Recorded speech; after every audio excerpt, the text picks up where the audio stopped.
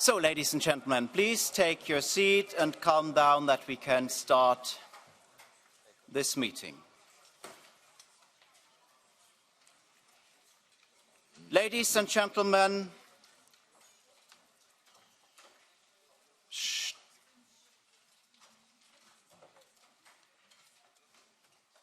on October 29, Spain was hit by dramatic floods that left more than 200 people dead and more than 2,000 missing.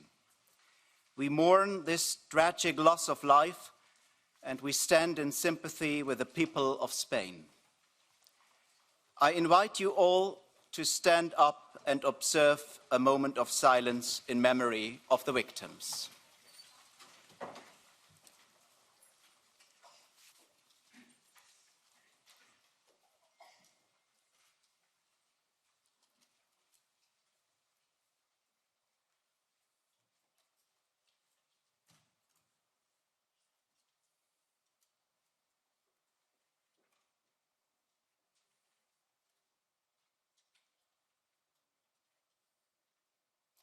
I thank you.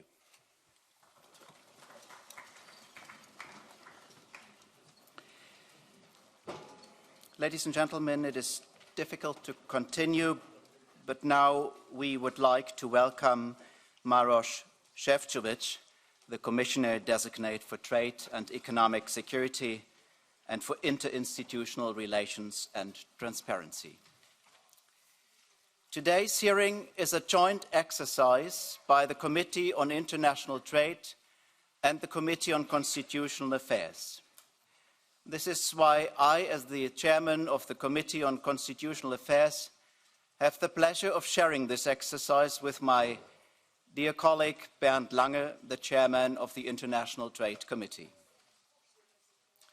I'd like to also welcome the chairs of the invited committees, all the members, as well as external guests, journalists, staff, and above all, citizens following this hearing either here in the room or via web streaming. Ladies and gentlemen, today marks the first of 26 confirmation hearings in the European Parliament's scrutiny process for commissioners designate. According to Article 17 of the Treaty on the European Union, members of the Commission shall be subject as a body to a vote of consent by the European Parliament. This procedure leads to a particularly high level of democratic legitimacy of commissioners compared to other executives worldwide. The objective of the confirmation hearing is to assess whether the commissioner designate is qualified both to be member of the college and to carry out the particular duties he or she has been assigned. Parliament will evaluate commissioners designate based on their general competence, European commitment and personal independence. It shall assess knowledge of their prospective portfolio and their communication skills. Our goal is to ensure that those elected to serve Europe uphold the highest standards. Political group coordinators from both our committees will be the ones in charge of this evaluation after the hearing later today. On Tuesday, 22nd October, we received Mr. Šefčovič's replies to our written questions, which have been distributed to the members in all languages and published on Parliament's website in advance of this hearing. I would also like to inform you that the Committee on Legal Affairs has assessed, on the basis of the documents presented, the question of potential or actual conflict of interests and has raised no objection to the holding of the confirmation hearing. Ladies and gentlemen, I would now like to give the floor to Bernd Lange, who will explain the structure of the confirmation hearing and will chair the first part of our meeting today. Thanks a lot, Sven, and also from my side, welcome to the Commissioner Designate. Maroš, welcome to our hearing here. And of course, welcome to all participants and guests here in the room. Regarding the structure, it's totally clear. At the beginning, you, Maroš, have the chance to give an overview about your perspective for the portfolio but not longer than 15 minutes. And you have also at the end 5 minutes to close the whole exercise. After the introduction of Maroš Šefčovič, we will turn to the question from MEPs, and we will have 4 rounds. First round of questions are 5-minute slots to the political groups, so 1 minute question, 2 minutes answer, and then the possibility to have an additional question from 1 minute and 1 minute for the reply. Second round will be 3 minutes slots each, so 1 minute question, 2 minutes answer, and similar the third and the fourth round. All slots for the 3 minutes will be divided in this procedure, 1 minute for a question and 2 minutes for the answer. And we have only 3 hours time, and this means that we really be strict regarding the speaking time. Sven and I will really absolutely strict in looking to the minutes, and at last resort, I have here a button, and I could really cut the microphone. So I didn't want to use this possibility, but I have the possibility to do it. So be strict also by yourself. And this is an important hearing, as Sven also mentioned, first hearing of the set of 26 hearings, and it's, of course, web streamed. So welcome from Lüneburg to Lisbon, from Cork to Constanza, all over Europe, and perhaps even outside Europe as well. So welcome. We have also 23 languages for interpretation. Be clear, and you can really speak in your home language, and it will be interpreted and be clear and not too fast, so that will be sufficient for the interpretation. And Maroš, we are really like to acknowledge the responses in the horizontal written question, the readiness to cooperate with the European Parliament, specifically also regarding the revision of the framework agreement between European Parliament and the Commission, also regarding the presence of commissioners inside the committees and in plenary, follow up on the legislative initiatives of the Parliament, and share information in a timely manner to Parliament as co-legislator. And also regarding the clear commitment not to request provisional application of an agreement before consent of the European Parliament and going for EU-only trade agreements, we appreciate very much. And we count, of course, Maroš, on the full implementation of these commitments and really emphasize the Commission as an honest broker in all legislative procedures. So we count on your full cooperation, also in the question of informing us in advance of all upcoming proposals. So we really stick to the clear request to have the equal footing like the Council has. So this will ensure transparency and also strengthen the democratic process. With having said this, I will give now you, Maroš, the floor for 15 minutes, please.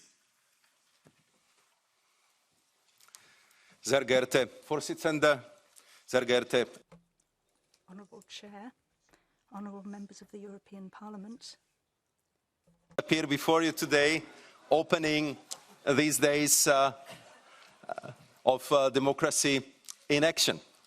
Soon we will mark 15 years since the Treaty of Lisbon entered into force, a step change in the governance of our Union, which enhanced the European Parliament's role as a fully recognized co-legislator.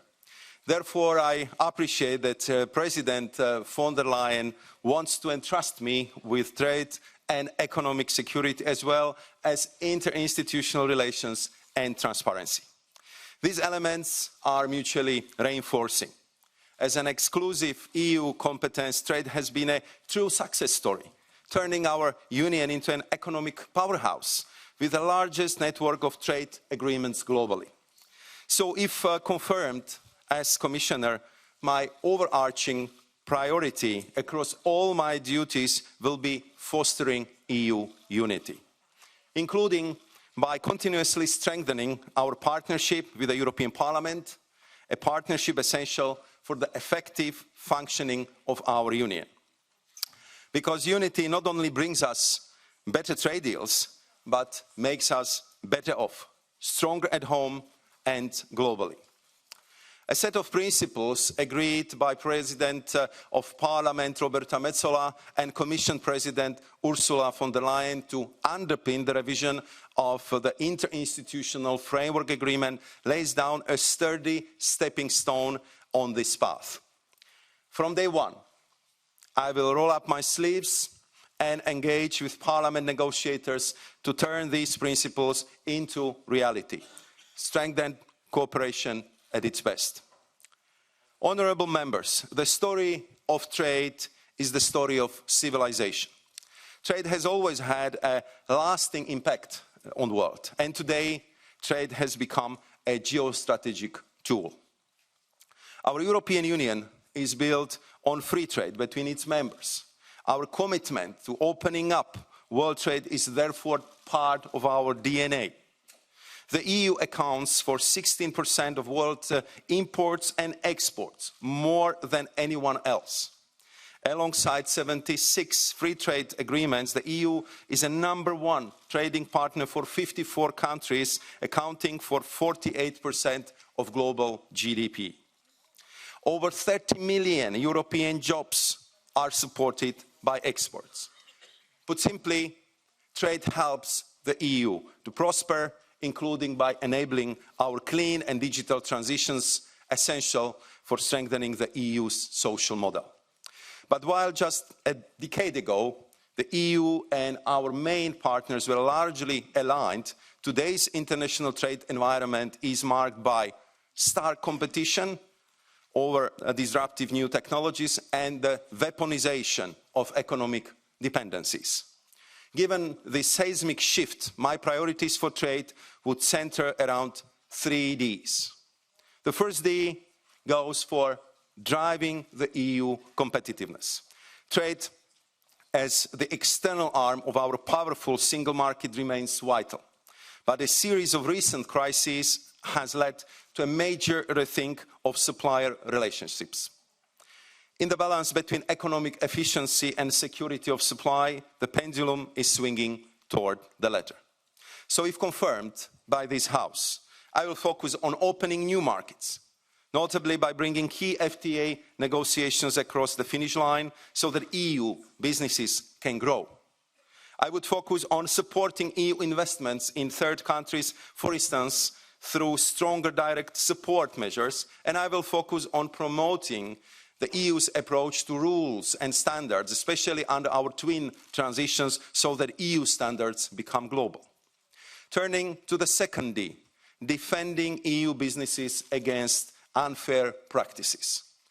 Trade today is driven less by market forces alone.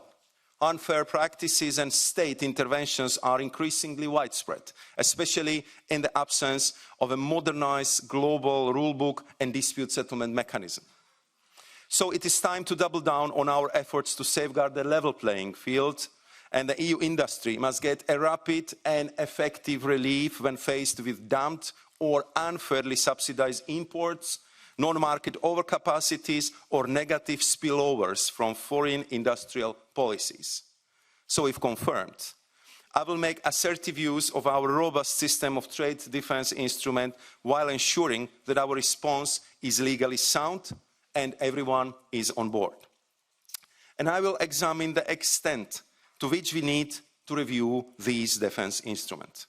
My overarching message will be clear. Yes, the EU will continue to champion free and fair trade. But we'll also be firm and forceful when our businesses get the short end of the stick. Now, the third D, deepening our alliances. The EU continues to have a strategic interest in supporting rules-based trade, despite current fragmentation. I see my prospective mission here as a twofold. First, leading efforts to reform the World Trade Organization, including by investing in the plurilateral track. Second, complementing our traditional FTA-based approach with more compact and agile trade agreements.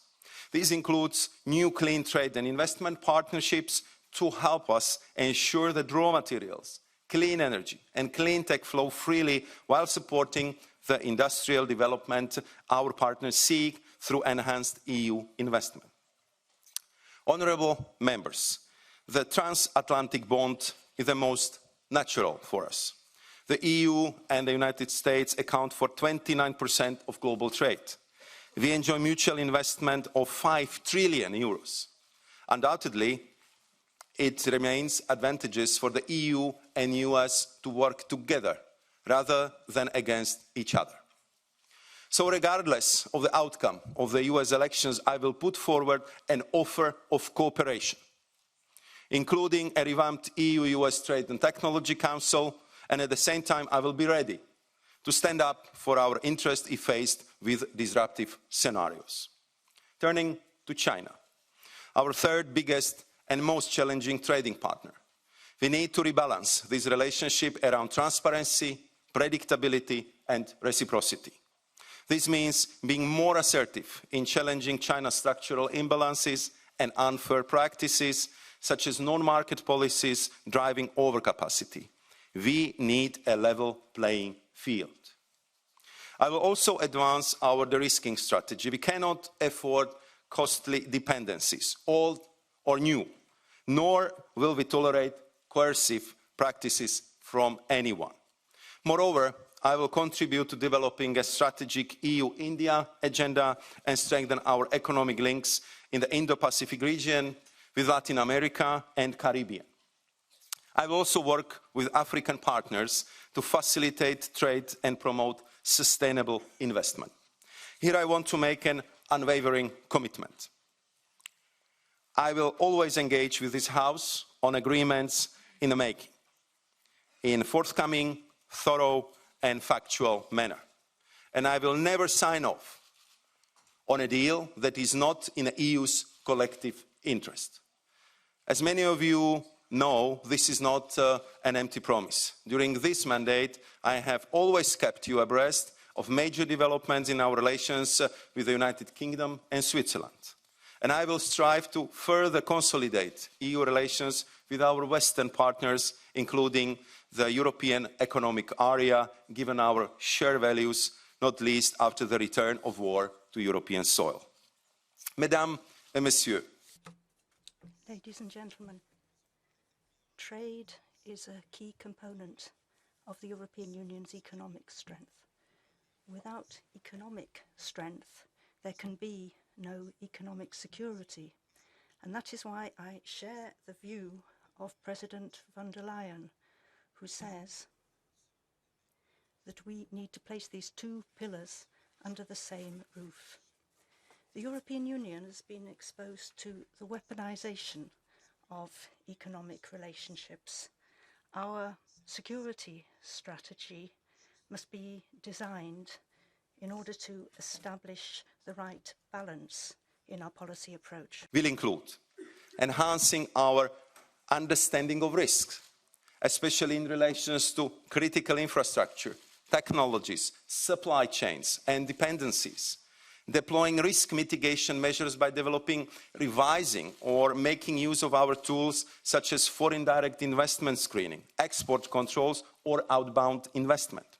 This includes the work on the new economic security doctrine outlining the strategic use of our autonomous tools. And I will also focus on improving the exchange of information and potential responses, as well as on designing joint economic security standards for key supply chains, in particular with G7. Economic security will require deepened engagement with the European Parliament, Member States and all stakeholders, and I will work towards strengthening governance in this area. This brings me to the EU's customs policy, which holds significant weight in both trade and economic security. If confirmed, my priority will be to see the comprehensive customs reform done and dusted ideally under the Polish presidency of the Council. Establishing an EU customs authority, followed by an EU customs data hub, a state-of-the-art engine working 24/7, will be a game changer. It will fully integrate customs data, providing us with a complete picture of goods entering the European Union. And it will save up to €2 billion annually in operational costs. Given these benefits, I will throw my weight behind advancing the start date for this new customs authority from 2028 to 2026. This would help us to address e-commerce challenges, in particular in line with the European Parliament's opinion. But we want to aim even higher towards the most profound modernization of our customs policy, because as a key enabler of cooperation, as well as a first line of defense against risk, it can be a key driver of our strategic autonomy. Honorable members, we can make a real difference provided we all work together. And this is particularly true in interinstitutional terms. And if confirmed, I wish to build on what I consider outstanding cooperation with this House. I began today by highlighting the revision of our interinstitutional framework agreement, a compass guiding our action. And in this context, I will continue strengthening Parliament's right of initiative under Article 225 of the treaties by enhancing the Commission's follow-up to corresponding resolutions. During this mandate, I have made sure that the Commission keeps President von der Leyen's promise by responding positively and promptly to all 24 parliamentary resolutions that required a response. This was thanks to our joint efforts to foster understanding on substance and a sense of collaboration. Going forward, I will continue to uphold the principle of equal treatment of the Parliament and the Council, especially through the timely flow of comprehensive information. I will also engage with fellow commissioners to ensure their presence in the Parliament to strengthen our joint political responsibility. This includes providing comprehensive justification on the exceptional cases where Commission proposals are based on Article 1 to 2 of the treaties. In the spirit of our special partnership, the Commission will also facilitate progress on the right of inquiry by seeking the best way to break the deadlock with the Council. Turning to transparency, an essential ingredient for fostering citizens' trust and a principle to which I fully subscribe. It is our institution's duty under the treaties to conduct our work and take decisions as openly as possible, while maintaining regular dialogue with the civil society. Therefore, if confirmed, I will use the opportunity of the next year's review of the interinstitutional agreement on the transparency register to perform a fitness check. And I will engage with you closely during that process. In the Commission, we will strengthen the system by extending the requirements of the transparency register to all managers. As the Commission's prospective representative in the new EU ethics body, I will contribute to defining minimum ethical standards. This body is a milestone in our institutional landscape, and I am ready to work jointly to make it a success. Honourable members, today holds an emotional element for me. Next week we will celebrate 35 years of freedom in Slovakia following the Velvet Revolution. I often say that it is this experience of growing up behind the Iron Curtain that has made my work for United Europe a passion, an honor, and commitment. Ukraine's heroic fight for the very same freedom adds a sense of urgency to that commitment. I assure you that in me, you will always have someone who is committed to build bridges, to seek solutions, and to defend our union's values and interest. Thank you very much.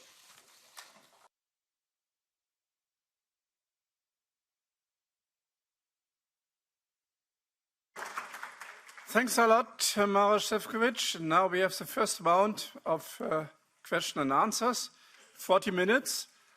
And we will start with the Coordinator of INTA for the EPP, Jürgen Warborn, 1 minute question and then 2 minute answers, and then second 1 minute question and 1 minute answer. Please. Chair, thank you, Chair. Thank you, Commissioner Designate. Thank you, Maroš Šefčovič. I liked a lot of what I heard. I have some follow-up questions. First of all, on the free trade agreements, because in the last mandate, of course, we saw a lot of defensive trade instrument adopted and only a few new free trade agreements. And I think it's really important that we show that the European Union is open for business. So therefore, I'd like to ask you about the free trade agreements. Will you speed up the conclusion of the currently negotiated free trade agreements, not least with Mercosur, with Mexico, with India and Australia? My second question is regarding the regulatory burden, because here EPP has called for the principle of 1 in, 2 out. And would you commit to ensure a significant reduction of regulatory burden, either by applying this method or by any other methods? And finally, could you commit to always come with a proposal that has a full impact assessment? Thank you. Thanks a lot. Maroš. Thank you very much, Mr. Warborn, for all 3 questions. And because I have 2 minutes, I have to be very, very quick in answering all of them. First and foremost, I would like to confirm that we are open for fair business. We are open for fair trade, and clearly we would like to accelerate and complete our work on all the agreements which are currently under the negotiations. To just give you quick feedback, if it comes to the Mercosurs, now we are at the level of the negotiations of the technical team. Of course, there could be a moment when the political level will have to be involved, and I hope that this agreement, which I'm sure we will discuss at greater lengths today, could be concluded on very, very fair grounds.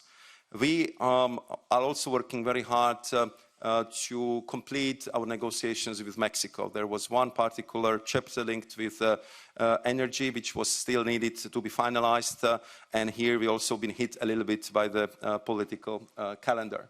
If it comes to Australia, there I will do my utmost to get in quick contact with my perspective Australian colleagues to see how can we revive the negotiations which have been disrupted by our Australian colleagues, and to get back to the negotiations. On top of that, we also would like to be more present in Southeast Asia and to check what we can do to advance negotiations with Thailand, with Philippines, and also to see where we are, where are we in our relationship with India. We want to put it to the higher strategic level, but the gaps between us in the negotiations of the free trade agreement are quite significant. And if it comes to 2 questions, regulatory burden and impact assessment, if you'd be so kind, I think I will have to reply you in my additional minute. Jürgen, you want to come back? Yes, so will you apply the 1 in, 2 out principle?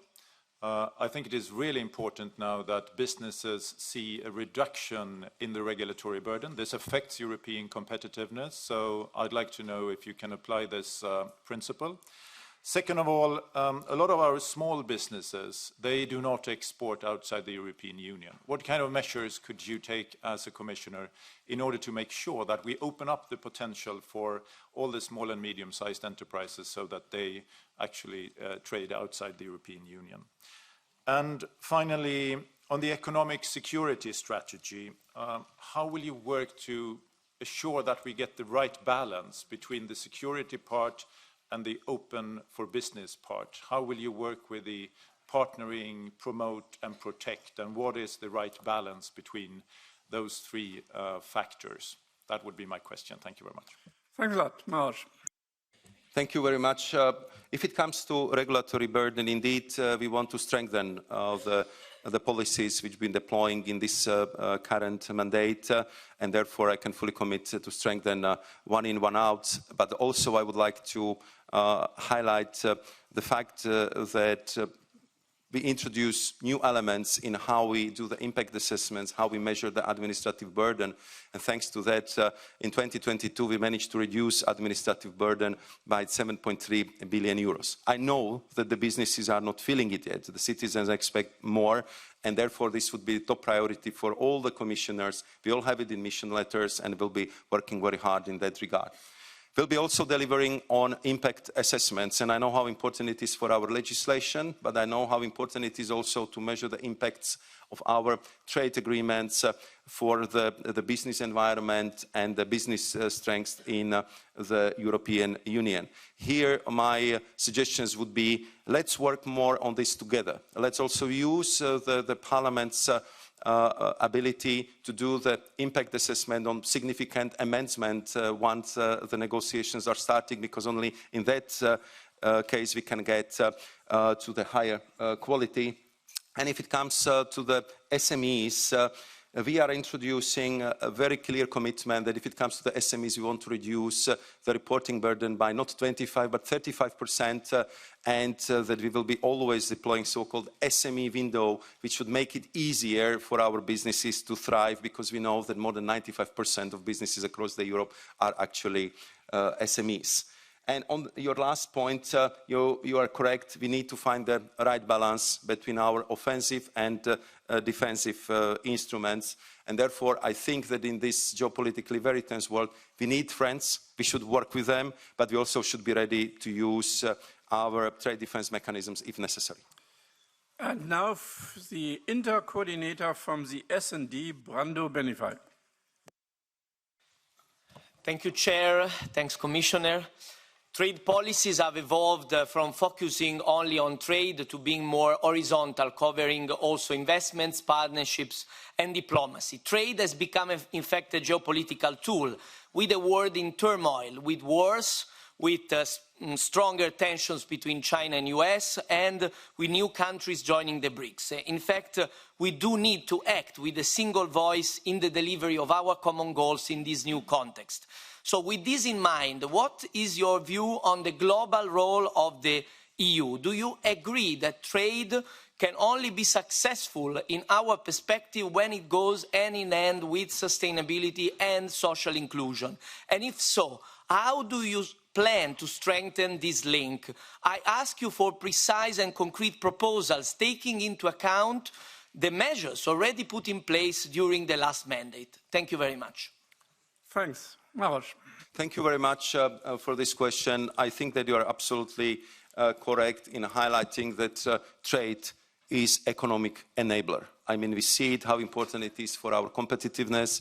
We see how important it is for the preservation of a unique European social model, where almost half of our GDP depend on our trade relationship, and when more than 30 million jobs also depend on our export qualities and export agreements. So it's very clear that we have to be very active in this area, because we are the biggest traders and biggest investor in the world. And Europe has it in its DNA not only to be free and fair trader, but we also are one of the major actors in the world to promote sustainability, to fight for tackling climate change. We are including the respect of Paris Agreement in all our free trade agreements, and as a principle, we are also coming with the trade sustainable development chapters in all our negotiations. But here I also would like to say one thing, that feeling the reaction from the partners, especially from the developing world, I think that we should do more in outreach and engagement, because very often they see that our policies, even well meant to tackle climate change, to be environmentally sustainable, to be as strong as possible in protecting human rights, labor rights, sometimes they have a feeling that this is our unilateral pressure. I even heard once in the conversation the people accusing us of regulatory imperialism. And we know that this is not the case, that we want to be close partner with them, but I think we need to invest much more time and efforts in outreach, in explaining our position, and in underlining how important this is for the future of our planet. Mando. Thank you, Commissioner. In my previous question, I mentioned the United States of America. You also talked about it in your introduction.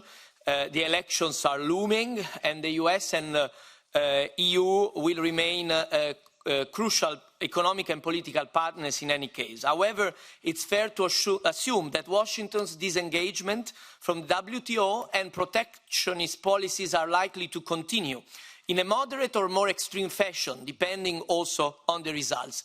What is your plan to relaunch our trade relationship with the US? How can we find lasting solutions to the issues you mentioned today and in your written answers, such as the large civil aircraft dispute and the US tariffs on steel and aluminium? What is your views on US measures that affect our trade relationship, such as the Inflation Reduction Act and Buy American?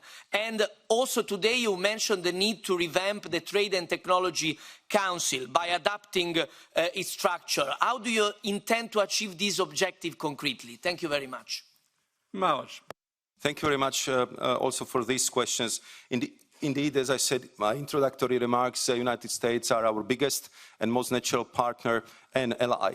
So whatever the election results, which we will see tomorrow, we have to come, and I will come with the offer of partnership, with the offer of cooperation. At the same time, you're absolutely right. We also cannot overlook, and we have to be very firm on defending our own interest. And therefore, we have to focus on solving so-called park disputes. You're absolutely correct in highlighting the large civil aircraft issues, but also Section 232, which is linked with security and concern steel, but also the protectionist elements of the Inflation Reduction Act, where the European companies are excluded from some of the very generous subsidy schemes offered by the American partners. How to do that? I think that at first and foremost, we have to talk to each other as allies and to clearly put it on the table. This is very important for us.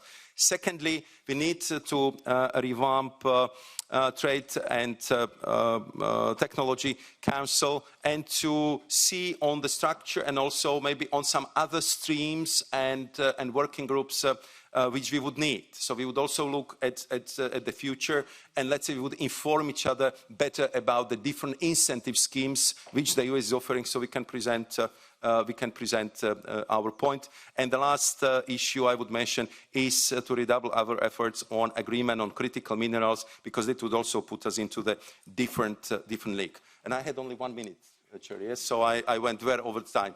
Thank you for the indulgence. Thank you. And now for the Patriots is Marieke Ehlers. Thank you very much, Chair. Mr. Šefčovič, thank you very much for being here today. As Commissioner Designate for Transparency, I'm sure you would agree that transparency and accountability are key elements of democracy and of the rule of law. And in this regard, I would like to refer you to the scathing report by the European Ombudsman on the lack of transparency on the part of the Commission, particularly regarding the negotiations of the Pfizer deal by Ms. von der Leyen that we as members of Parliament have not to date been able to see. In stark contrast to this, I recently wanted to look into confidential documents by the Commission relating to the visa code, and while I had to sit in a room with a supervisor and my phone put away in a safe, these documents were already leaked on State Watch. In addition to this, the Commission President has made no secret of the fact that she supports the cordon sanitaire against my political group in this Parliament, which in and of itself undermines millions of voters and surely does not promote transparency and accountability. And therefore my question, which is twofold: what steps do you intend to take to improve transparency within the Commission and to prevent leaks of confidential information? And then secondly, what is your position on the cordon sanitaire against groups on the right of the political spectrum? Maroš. Thank you very much, Madam, also for your question. If it comes to the confidential information, I can assure you that if I want to read the highly classified materials, I have to sit in the same room as you do, and of course to be in the presence of the ladies who are working there, who are responsible for making sure that we would not have a leak of classified documents. Can we see how we can upgrade it? How can we make, let's say, our computer connections and a mail system more secure? We can look at it, but first and foremost, we have to respect the level of the classification of the document.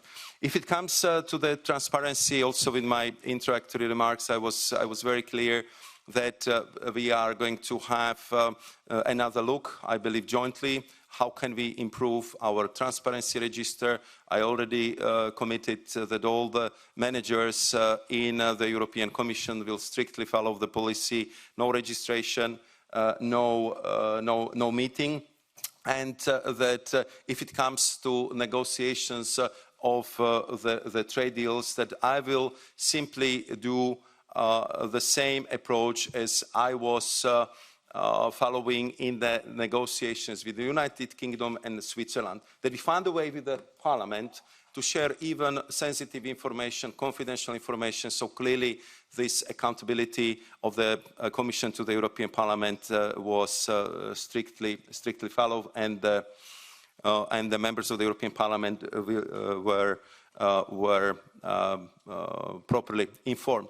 And if it comes to the cooperation, I will work with every member of the European Parliament who is very clear that they support pro-European policies, that they are ready to work for the European unity, that they want to make Europe stronger, and they support the fight of Ukraine for its freedom and for its territorial sovereignty and territorial integrity.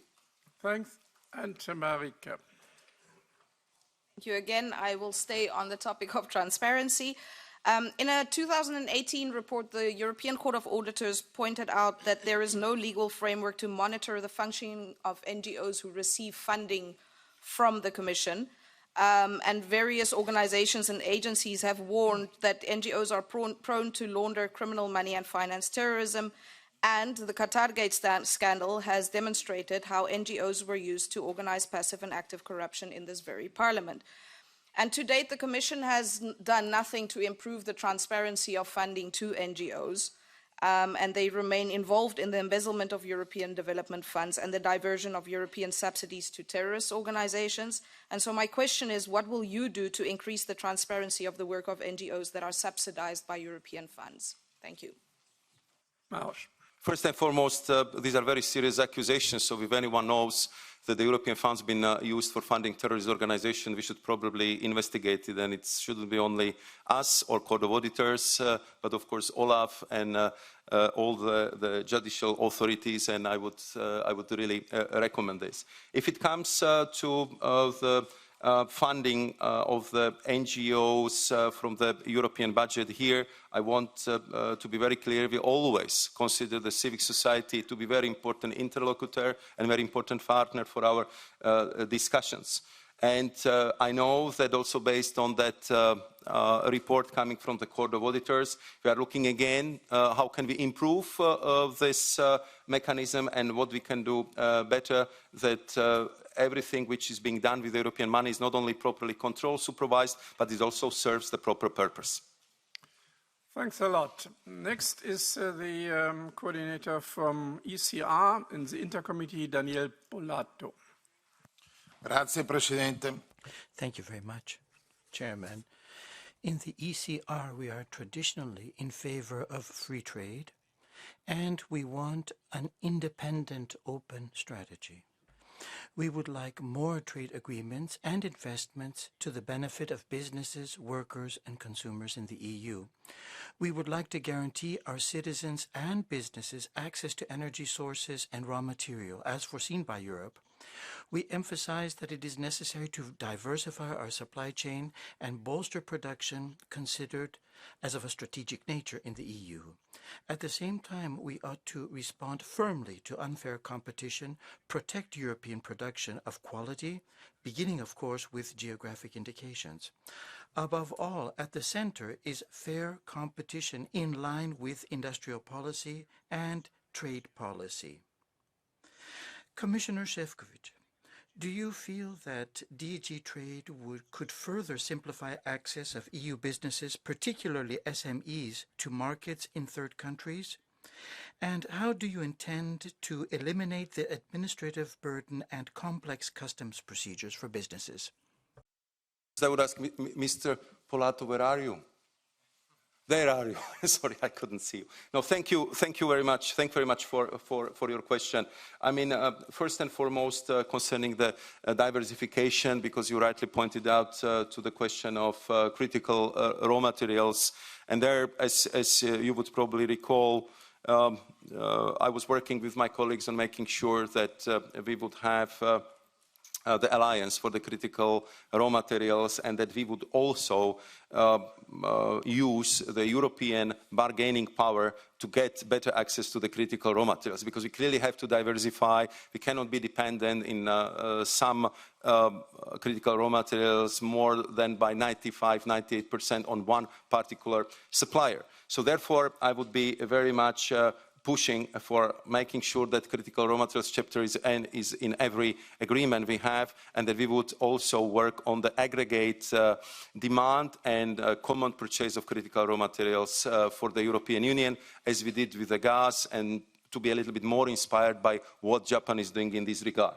I know that for you it's very important, as for most, I would say for everyone in this House, and I'm talking about competitiveness of the European Union. And here I think what we need is to even better alignment between our industrial and trade policies. They have to be mutually reinforcing, and this is how we want to organize also ourselves in the next European Commission. Concerning the SMEs, and using my last 24 seconds to give you the answer, I'm fully aware that we have like 95–96% of our companies are micro-enterprises or SMEs. 30% of them are contributing to our export potential, but only 5% are directly exporting. And we need to improve that. We need to improve the access to the third markets. We do it through the access to market portals. We trained more than 12,000 SMEs over the last years, and I would work very hard to make sure that SMEs would have access to the export credits to make them more competitive on the third market. Thanks. Daniel. Grazie. Thank you, Commissioner, for your response.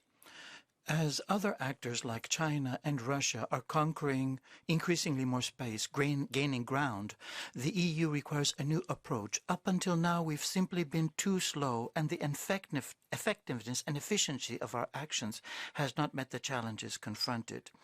The EU ought to offer third countries pragmatic trade agreements which focus above all on energy, raw materials, and infrastructure. A comprehensive approach without the predatory nature and approach that we've seen in our competitors.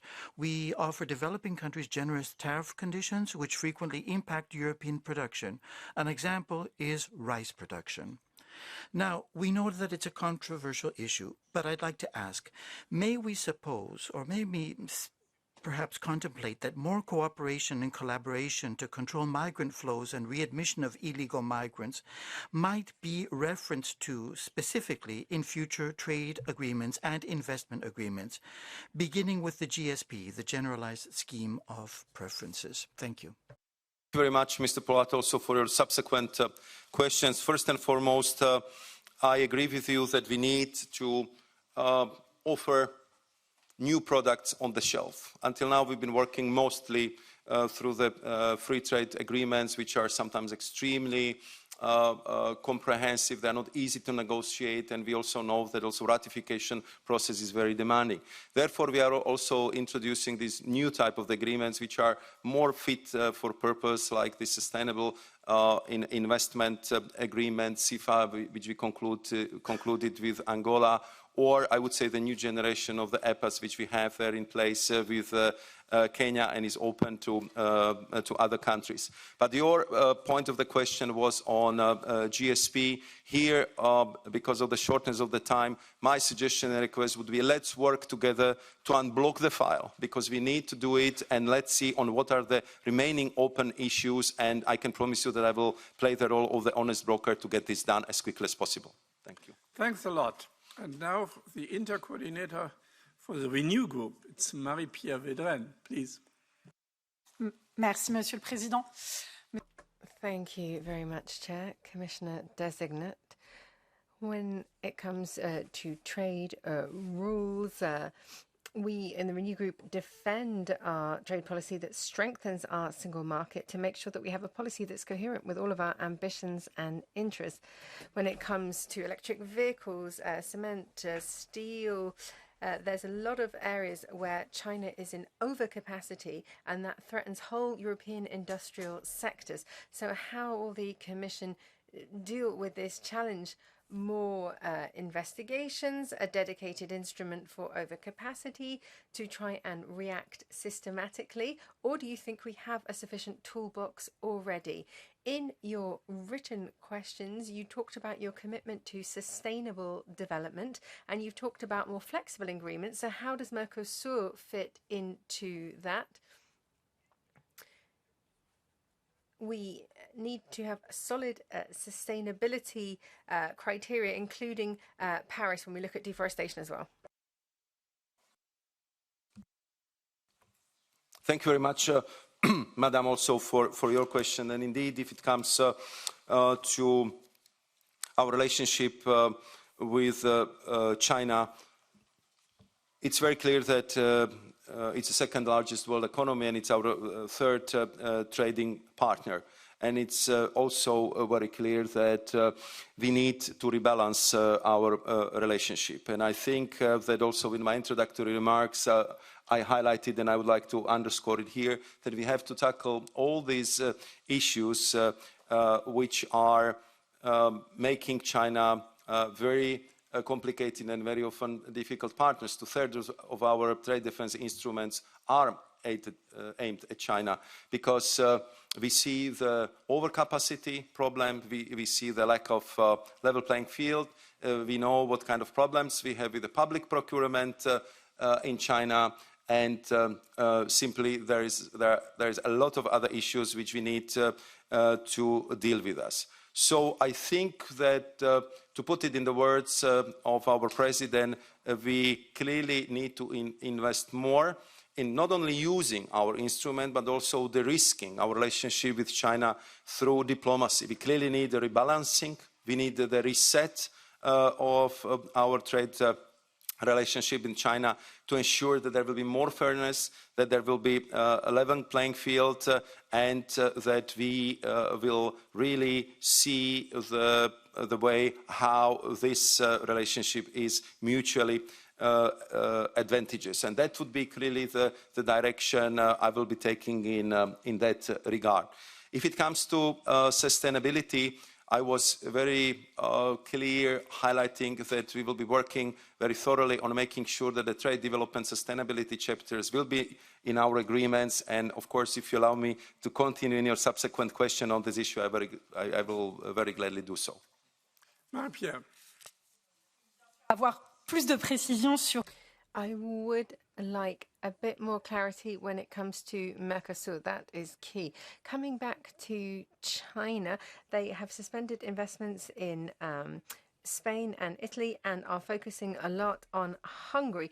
We can see that there is a desire to create discord between the member states using economic coercion and using the economy for political means. So what is the European Commission's plan here? Will you be more assertive here? We don't want a race for subsidies.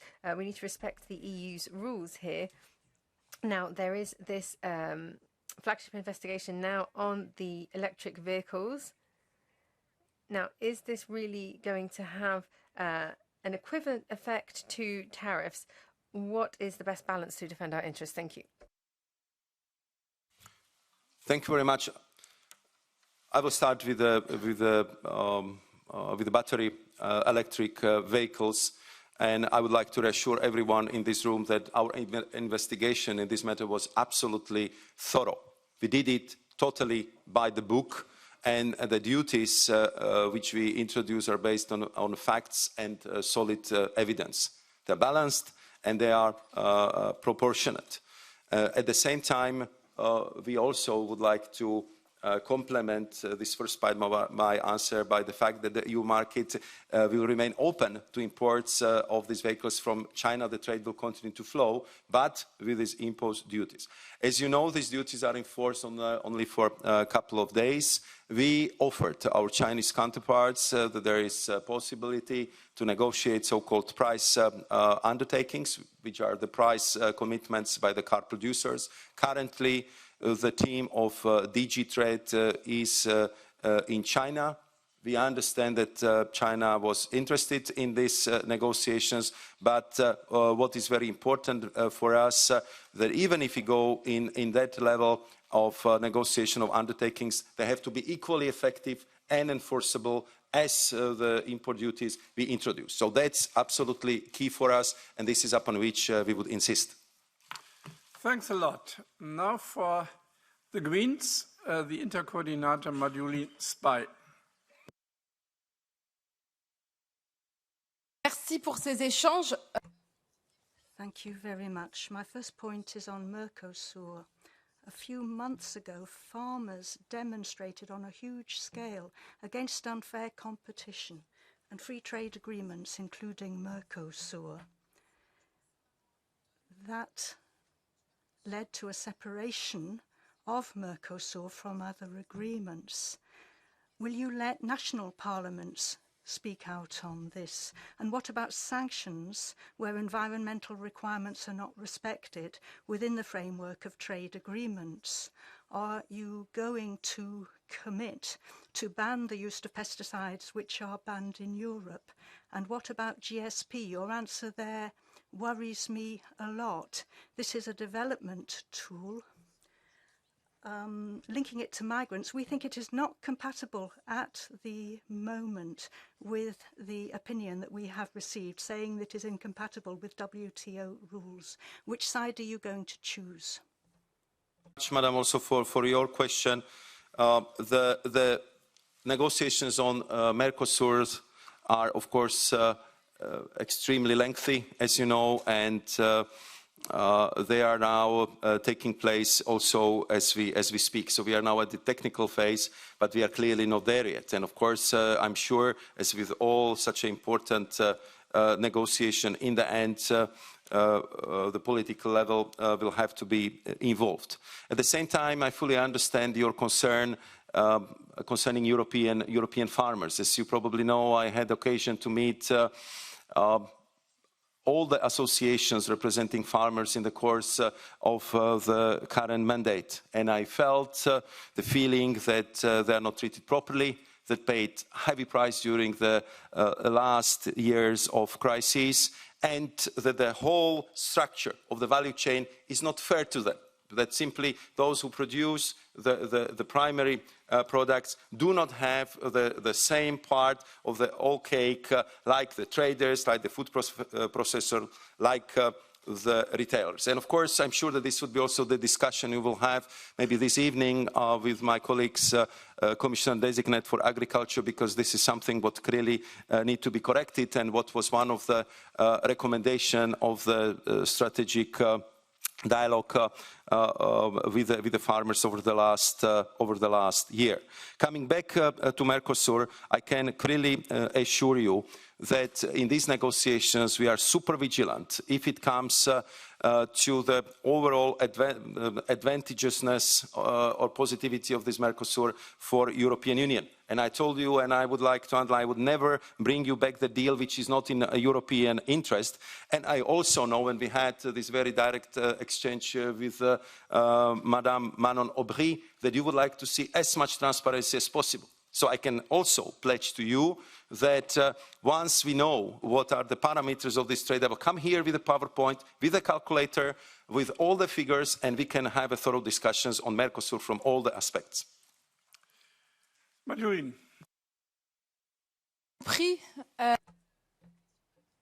The question of transparency, consultation of Parliament, that's absolutely key for us to protect our democracy.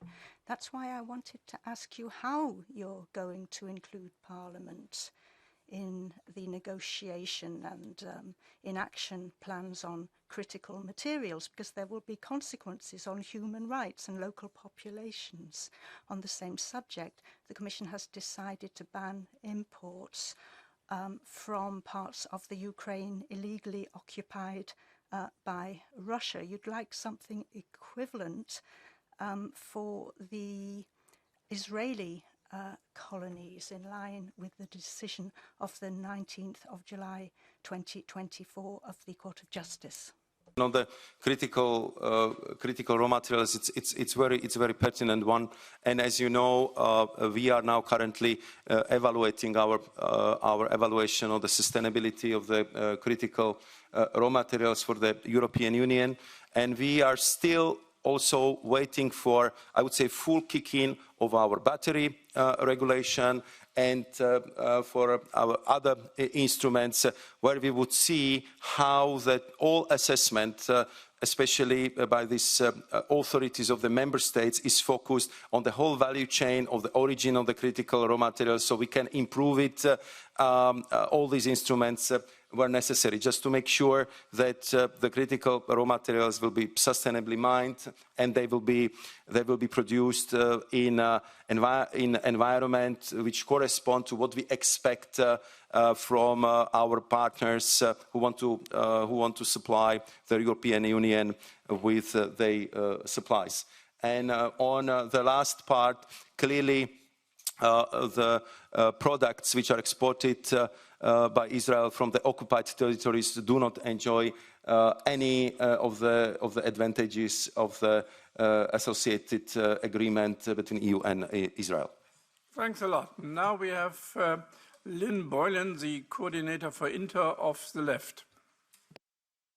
Thank you, Chair. And Commissioner, my question today relates, I suppose, to the credibility of the European institutions and how you can assure us that trade agreements are actually worth the paper that they're written on. And why I'm asking you this is because the EU remains Israel's largest trading partner, despite the fact that the International Court of Justice has ruled that there is a credible risk that Israel is committing genocide on Gaza.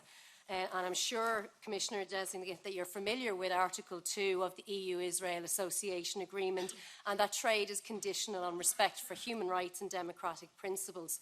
There's 40,000 Palestinians are now dead. Gaza has been completely levelled. None of the hospitals are functioning. A polio vaccination centre was targeted over the weekend. So it's never been clearer that Article 2 has been breached, and breached consistently by Israel. So, Commissioner, the question for you is, will you commit to upholding international law? Will you commit to upholding EU trade law? And will you suspend the EU-Israel Association Agreement? Maroš. Thank you very much, Madam, and I totally agree with you that the situation in Gaza is appalling, and we are faced with unprecedented humanitarian crisis. And I can also tell you that we are deploying all the efforts and instruments which we have at our disposal to make sure that we would push for the ceasefire in the Middle East, for opening the channels of large quantities of humanitarian aid coming to Gaza, and that we've been very clear also with the representatives of the Israeli government that our priorities is not only ceasefire, but we want to have two-state solutions. And these are very clear political commitments. And if it comes to the respect of international law, of course, we are the European Union, which is based on rule of law, which is based on respect of respecting international law norms. If it comes to the association agreement, this agreement can be changed only by unanimity in the Council. Thanks a lot. Lynn. Well, look, it's not good enough, to be honest, in terms of the response, because you're saying all the tools are being used. Clearly they're not. There's a double standard here, and rightly sanctions were taken against Russia. That's correct measure, but we're not seeing the same measures being taken against Israel. And you have to ask the question, why would any trading partner comply with the rules of trade with the EU when they can simply point to Israel and say, this country can just trash European international law, trade law, and have no consequences whatsoever. So you do have more tools available for you. We need to see sanctions, but I'd also like to know, in terms of the other International Court of Justice, the advisory opinion on the occupied territories, what is the European Commission's view on that? My understanding is you've commissioned legal advice. Will you be sharing that legal advice with the members of this committee and making it public how the EU is not complicit, one, in genocide, but also in facilitating the continuation of illegal occupied territories? Maroš. Thank you very much. In the second round of this question, what I can also tell you is that we see our association agreement and trade agreements as instruments, or better to say, as a platform which allows us to have very open, frank and tough conversations with our partners if needed. And I can tell you that we are using this platform for communicating to Israelis very clearly our position on the appalling situation in Gaza, on the need of humanitarian aid, on cessation of violence, on the ceasefire which is needed, and also on the need to have the two-state solution to resolve permanently this tragic situation in Gaza and in the Middle East.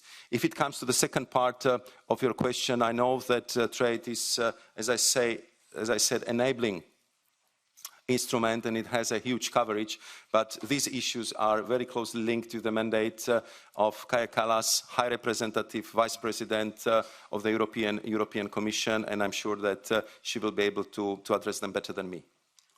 Thanks a lot. And last in the first round is Hans Neuhauf from the ESN. Thank you, Chair. I shall pose my question in German. Herr Šefčovič. Mr. Šefčovič, the sanctions against Russia have led to a loss of a source of raw material, and the cost for industry, it's shot upward, the prices.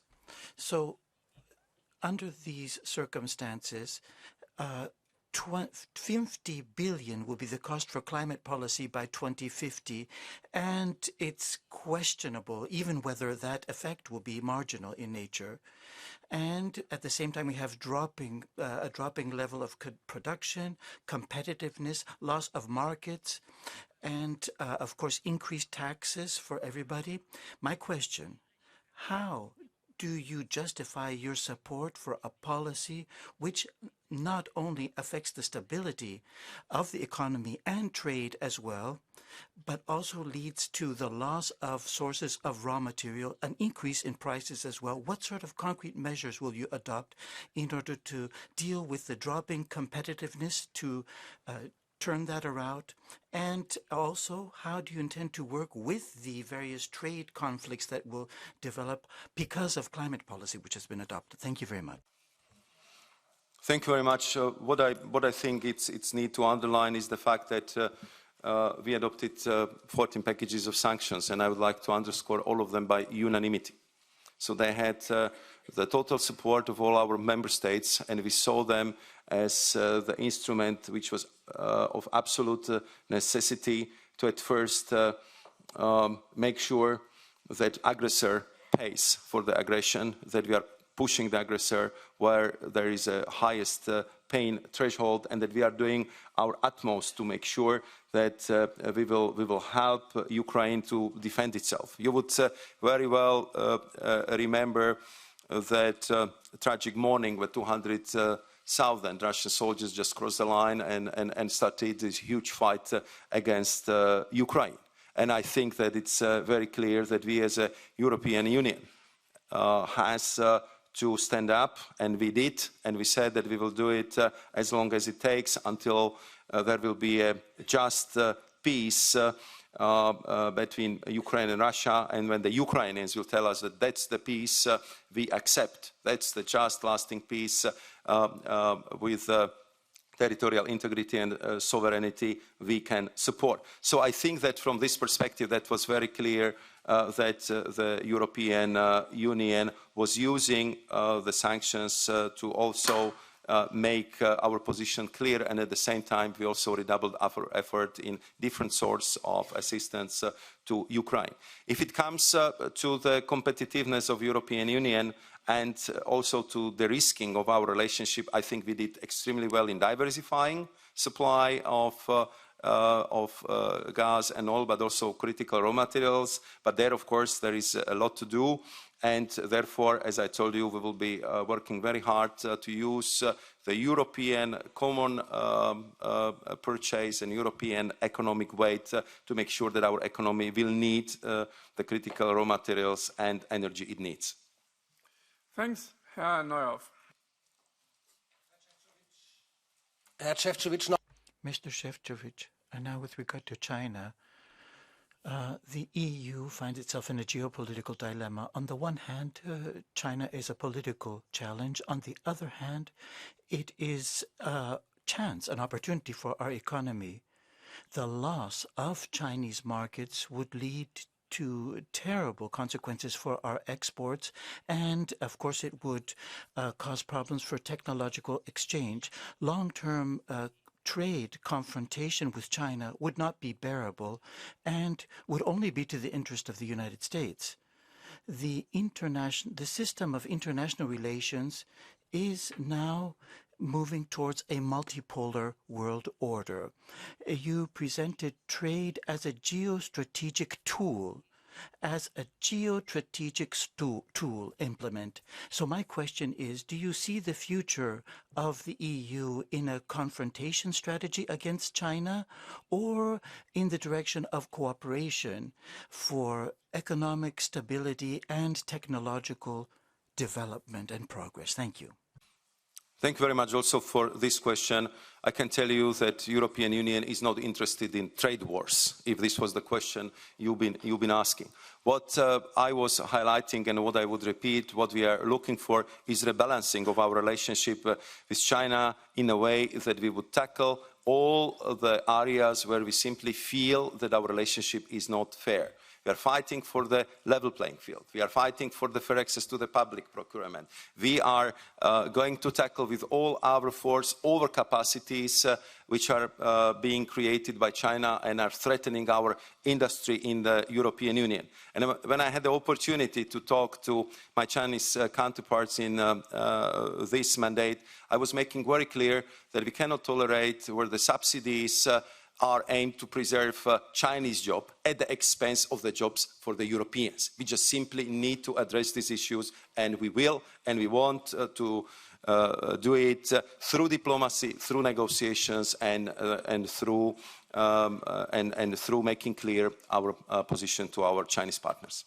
Thank you very much. We now come to the second round of questions. First speaker is Laurent Vince, EPP.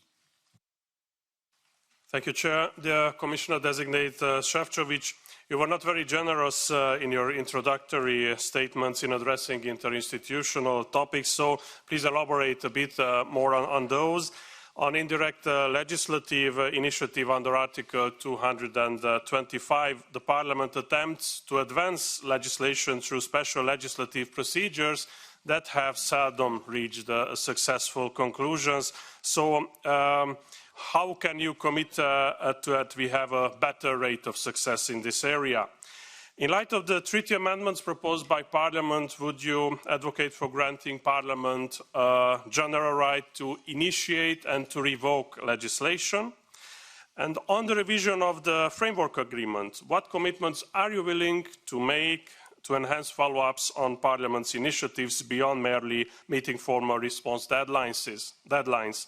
And lastly, on European citizens' initiatives, especially when the Parliament has shown support for such initiative, when can we have improved response from the Commission on those? Thank you.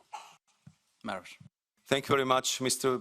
Vince, for this question, but also for your excellent work you've done as a rapporteur on the European Citizens' Initiative, because in my previous mandate, I was one who was introducing it, and we know that especially for those pioneers who've been using this instrument, that especially your changes, your suggestions you made the ECA much more user-friendly for our citizens. And I think that also the number of the ECIs since that moment, which raised to 48, is just proving that it was the clearly right sets of amendments, right set of changes just to make for our citizens this instrument much more useful and user-friendly. And clearly, we also changed the way how we approach the ECIs in the Commission. Now, once the ECI is registered, there is a full information to the full college session of commissioners. It's always with a description of what this ECI is about, what are the procedural steps, and how much is it falling within the remit of the treaties, and we clearly would continue with that practice in the future. If it comes to the new framework agreement, here I think that for us clearly the guiding principles would be the political principles agreed between the President of the Parliament, Madam Metsola, and President of the Commission, Madam Ursula von der Leyen. And of course, I will be very happy to work with the European Parliament negotiators to advance this as quickly as possible. I think that the new college of commissioners would welcome the fact that we have now this upgraded framework for the relationship of true communitarian institutions, and we also keep very clearly the promise that we will continue this excellent track record we had on fully following up to 2 to 5 articles resolutions from the European Parliament. Next, Kathleen van Bremt, S&D. Thank you very much, Maroš. In your introduction, you gave 3 Ds for the priorities on trade, and I would like to suggest a 4th D, that is deepening our sustainability agenda. And that brings me to the DSD chapters within the free trade agreements. As you know, we've strengthened this DSD chapter over the last few years on the demand of the S&D group in particular. But the proof of the pudding, of course, is in the eating. And up until now, we only have that TSD chapter within the FTA of New Zealand. So my question is twofold. On the one hand, will you continue to work on a stronger enforcement and implementation, especially on the dispute settlement and allowing trade sanctions as a last resort? And secondly, will you use these principles not just for the future trade agreements, but also retroactively, sorry for that, to existing agreements through a procedure of revision? Thank you very much. Thank you very much also for this question. Clearly, the sustainability part was, is, and will remain the key part of our trade policy. And in our bilateral agreements, as you rightly pointed out, we already have very strong sustainability chapters. And I can also tell you that in all negotiations, we always go for the most ambitious set of goals. But these are the negotiations. We have to have a partner on the other side who would also have to agree to these provisions. And of course, we can achieve much more understanding and much better cooperation from the partner like New Zealand, who are very developed economy, who are a democratic country, like with the developing country where we, I think, as I was saying earlier, we need to help them to get to our level of sustainability. So that's, I think, where we have to find, I would say,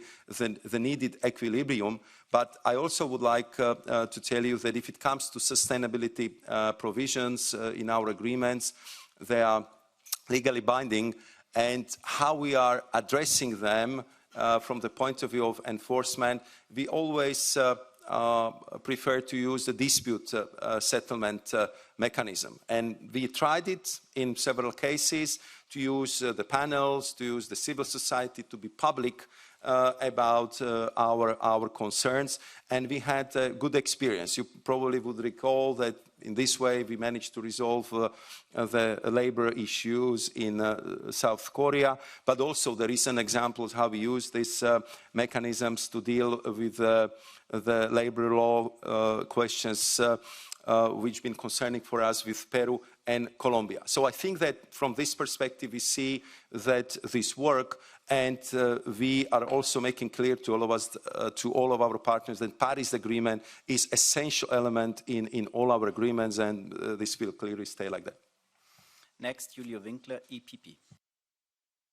Thank you very much, Chair. Commissioner designate, two of our bilateral trade relations I would like to inquire. First of all, I am happy that you mentioned the global agreement with Mexico between your priorities, and it is okay that that's a very important negotiation, but do you have a strategy? What will be the strategy of SWIFT negotiations? Because there is the possibility of delays, and could you achieve a signature before the USMCA negotiations are starting? My second direction would be towards Taiwan, and we have this EU-Taiwan trade and investment dialogue, which is very important for us, including trade irritants such as offshore wind and market access for agri-products, which we can discuss under the trade dialogue. Could you maintain, could you confirm that you will try to expand this trade and investment dialogue for new areas of mutual interest, deepening our presence and dialogue with Taiwan? Thank you. Thank you very much, Mr. Winkler, for both questions. The first, I think that our negotiations with Mexico have been very much hampered by the political calendar, to be honest, on the both sides. There was one open issue linked with the energy chapter. So, of course, my intention here would be to approach the potential counterpart, if confirmed by this House, and to see what we can do and how can we swiftly advance our negotiations. If I recall correctly, the USMCA should get into force in 2026, so we still have like more or less a year and a half to go, and that would be the window within which I think we can accomplish the task. If it comes to Taiwan, I think here I have to say that Taiwan is an important and like-minded partner. And as you rightly pointed out, we have a very strong trade relationship. We expanded already the scope of the trade and investment dialogue. We expanded it also into the area of research and innovation. And about the new plans in that area, we are also discussing now possibility of working more in the area of digital trade facilitation.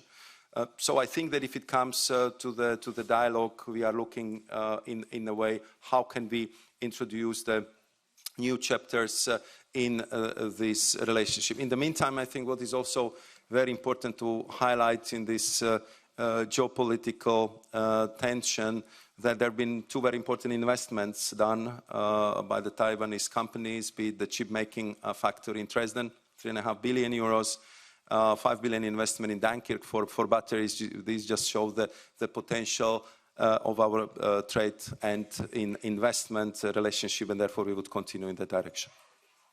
Christophe Bay, PFE. Thank you, Monsieur le Président. Monsieur le Commissaire désigné. Thank you, Chair. Thank you, Commissioner Designate. Now, you have said some reassuring things, but we are particularly concerned when it comes to Mercosur and your insistence on seeing this through despite a lot of opposition from European agriculture. There's a real lack of transparency in these negotiations, and I think a lack of taking into account the strategic interests of a number of sectors. It doesn't make sense to push this through when we have seen the protests across Europe.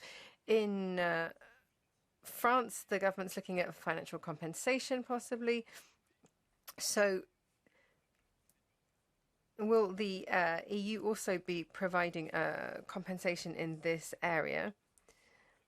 There's a lot of opposition, as I said, to this agreement. So how can you justify going against the will of sovereign member states for this trade agreement? Thank you. Monsieur, vous avez parlé sur Mercosur, oui? Just to be clear, you were asking about Mercosur. Thank you very much for this question.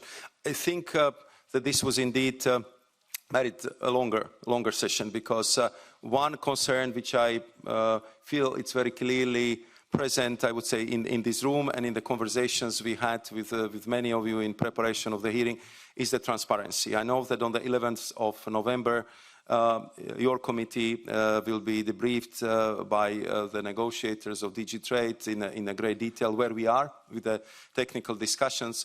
But as I said, once we know that the negotiations are in a final phase or completed, then, as I promised you, I will come to see you with a PowerPoint, with a calculator, with all the necessary data, and I would plea for having the discussion on the facts and figures, because Europe is absolute agri-food superpower if it comes to exporting. We are exporting more than 230 billion of euros of agri-food products. The recent agreements which we signed, all of them led to expansion of the exports. We benefit a lot when we have these agreements in place, and they protect our geographical indications, because we have many of them and we can enforce the respect for them, which brings them high value, better protection, and of course brings better results for our exporters. But one thing which I clearly see there is this fairness of how the benefits or profit for trade are distributed along the whole value chain. And the second very important issue, which I think you also referred to, was the cumulative effect of all agreements of this sort on our farmers and agriculture community. There are different studies made. Now I have the time up, but I will be very happy to discuss it on the merits, on the facts and figures. Richard Scholz. Thank you, Commissioner-designate Šefčovič. Supporting Ukraine's resilience and reconstruction must be a priority for Europe. On your opening statement, Ukraine was actually the very last item, and to say the least, you said nothing about it. Given the importance of the EU-Ukraine deep and comprehensive free trade area agreement and the autonomous trade measures that are set to expire in June next year, what are concrete steps will you take, especially in your first 100 days, to enhance Ukraine's integration into the EU's market and support its economic recovery? In the light of Russia's ongoing aggression, it is also critical to prevent sanction circumvention that undermines our strategic goals. How do you plan to fortify our trade instruments to ensure they deter third countries from facilitating such activities, playing a double game, and continue to engage on both sides? And finally, how will you balance this robust sanction enforcement with safeguarding the EU's economic interests and strategic autonomy? Thank you. Thank you very much, Mr. Cole, also for your question. If it comes, at first start with Ukraine. I think that it was very clear from the beginning and in all my statements and also in my personal track record, which dates well before the war started in Ukraine, that I see the support for Ukraine as something absolutely essential, not only for Europe, not for the Commission, but also for me personally. So if you ask me what we are going to do in the next or in the first 100 days, I would say the topic which is already on the table is how to transform the so-called autonomous measures in the field of agriculture into the Article 29 process. And I see it from one very important angle, and that angle is how we would use these discussions to make sure that we will be preparing Ukraine for eventual membership into the EU. So it means not only respect for phytosanitary products, which is to a great extent already there, but also in the way of the production and how we would use, I would say, these negotiations which are already on the way in that positive sense. We will be, all of us, working on so-called policy reviews, meaning looking at our horizontal policies, but looking at all candidate countries, what needs to be done that them, but also us in the EU, are well prepared for that next scope of enlargement. And I think that this would be one of the top priority for not only the first 100 days, but for the next mandate of the European Commission. If it comes to the circumvention of sanctions, this is, of course, something which is totally unacceptable. and which we are tackling with all our force. We are tackling it through our bilateral contacts with all Central Asian countries, with Turkey, with United Arab Emirates. And it's a part of every single dialogue and discussion we have with China on these elements. We are working very closely with David O'Sullivan, who is also advising our member states and G7 partners how to tackle this issue together. Karin Karlsbro, Renew. Thank you, Chair, Commissioner Designate. I will also continue and talk about Ukraine. Since the Russian full-scale invasion of Ukraine, the EU has removed virtually all tariffs on Ukrainian goods. This has been an important measure to ensure the resilience of the Ukrainian economy. And how can we ensure that support for Ukraine through trade and also investment, because that's often forgotten, remains strong when the current trade agreement expires in June 2025? And another question is, how should the EU work to counter disinformation related to trade and sanctions, as we saw during the negotiations of the trade agreement with Ukraine this spring? Despite extensive sanctions, we still see billions flowing into Putin's war chest due to the use of Russia's shadow fleet in the Baltic Sea. And I wonder how you will act to stop that. Thank you very much. Thank you very much. Thank you very much, Madam. On, I would say, the point you started with, that it's very important to use the full potential DCFTA. And this is clearly what we are doing, and I think in the area of goods, we are almost there. In the area of agriculture, as I said, we are now in the process of having this Article 29 negotiations. We will look for the best possible way forward to make sure that we would prepare the Ukraine for the membership, and at the same time that we will also work with the countries with agriculture sensitivities to make sure that we will work with the facts and figures and look for the solutions which are good for everyone. Very important point you mentioned, and thank you very much, because this is the first time we are discussing it this afternoon. These are investments in Ukraine. So you, I'm sure, are aware that if it comes to Ukraine, we, for the first time, tried our, what I would describe, pilot project. For the first time, we offered the EU-level export credits, because Ukraine is extremely prospective and rich country. But to invest there under this condition, you want to have certain insurance. You want to be sure that your investment is well covered, and it was very difficult to achieve it with the traditional private insurances and traditional export houses, and therefore we introduced this new product under the Invest EU.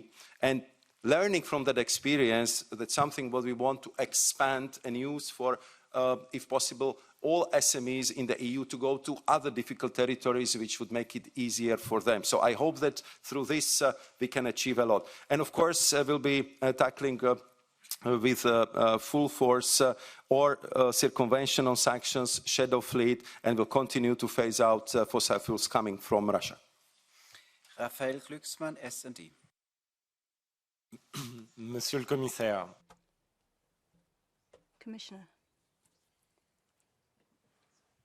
we have allowed our solar panel industry to be destroyed by Chinese competition. Will we now do the same for steel?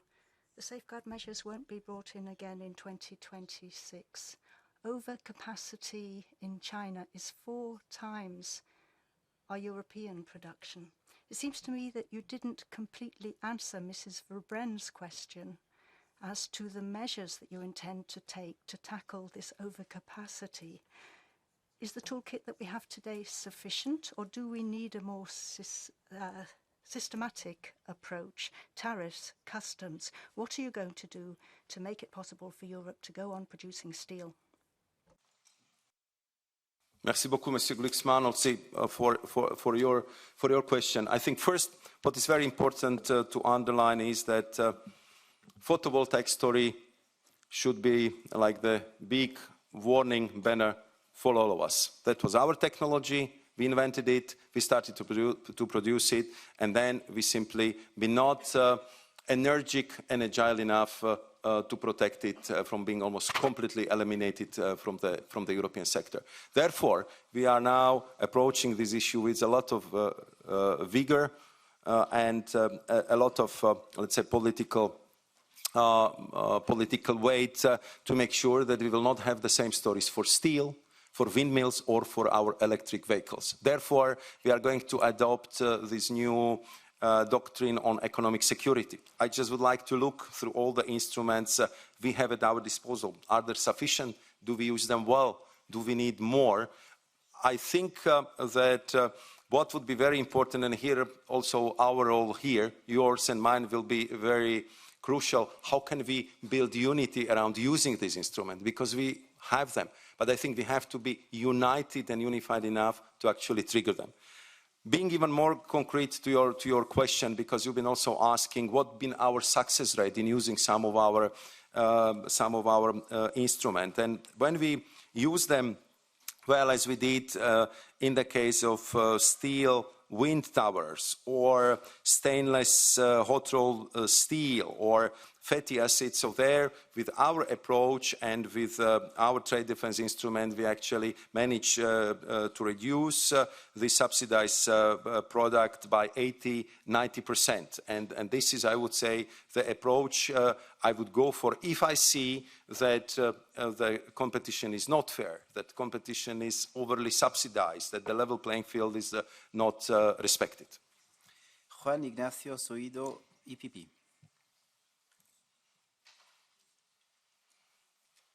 Gracias, candidato. China. Thank you very much. China has a serious problem with overcapacity. And this creates unfair competition for European producers. It's particularly problematic in the case of steel, but affects other sectors such as aluminium, cement, solar panels, the naval industry, and the pharmaceutical industry. So how will you make sure that these tariffs are not circumvented by going through third countries and affecting our trade defense instruments? In second place, there's a very serious situation in Valencia for rice and citrus fruit producers, and with the Dana storm phenomenon, they've had a new setback. There needs to be automatic protection measures to help rice producers who face massive competition from Southeast Asia. So will you provide those that assistance? And there's also unfair competition for citrus fruit producers from South Africa and Egypt because they don't have to comply with the same phytosanitary standards. Will you ensure that there is fair treatment? I hope you can give a very specific response considering the gravity of the situation. We're talking about billions of euros being lost. Thank you very much. Thank you.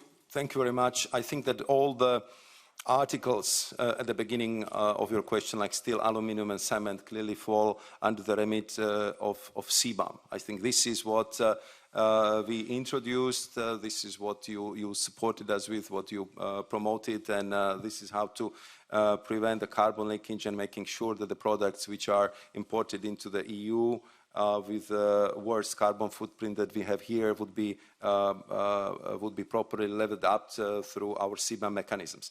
Of course, that's something which needs a lot of explanation, a lot of engagement with our third partner, and this is what we are doing, and we are really started and continuing very extensive diplomatic effort to explain what is the rationale behind the CBAM.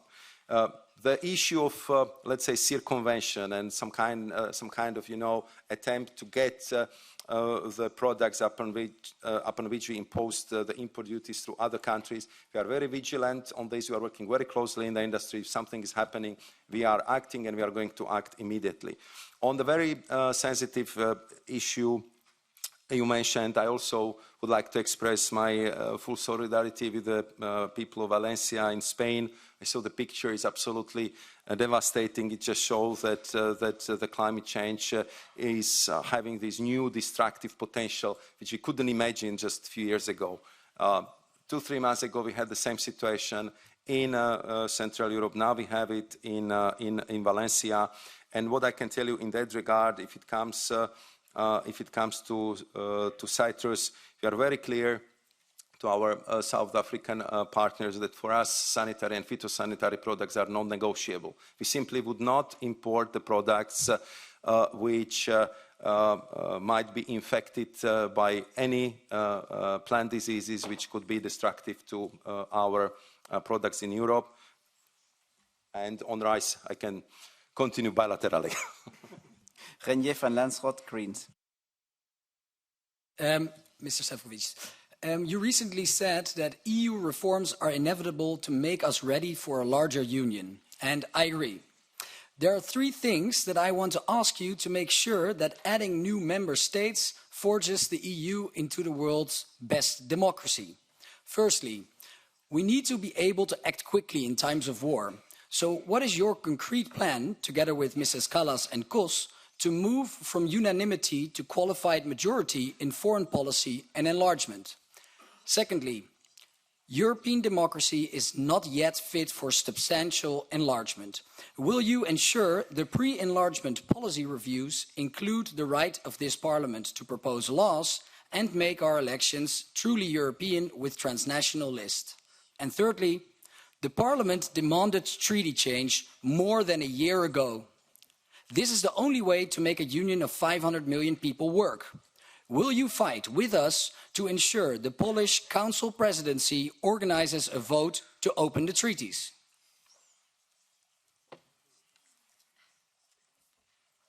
Thank you. Thank you very much, Mr. van Lanschot. So let's take them one by one. I mean, if it comes to the preparedness of the EU and the candidate countries for the enlargement, as I said, there will be a huge political effort and detailed work done in the form of the policy reviews, and this would be, as a matter of priority, done very quickly. And I know that the bulk of work will be done within the first 100 days of the Commission. If it comes to use of QMV,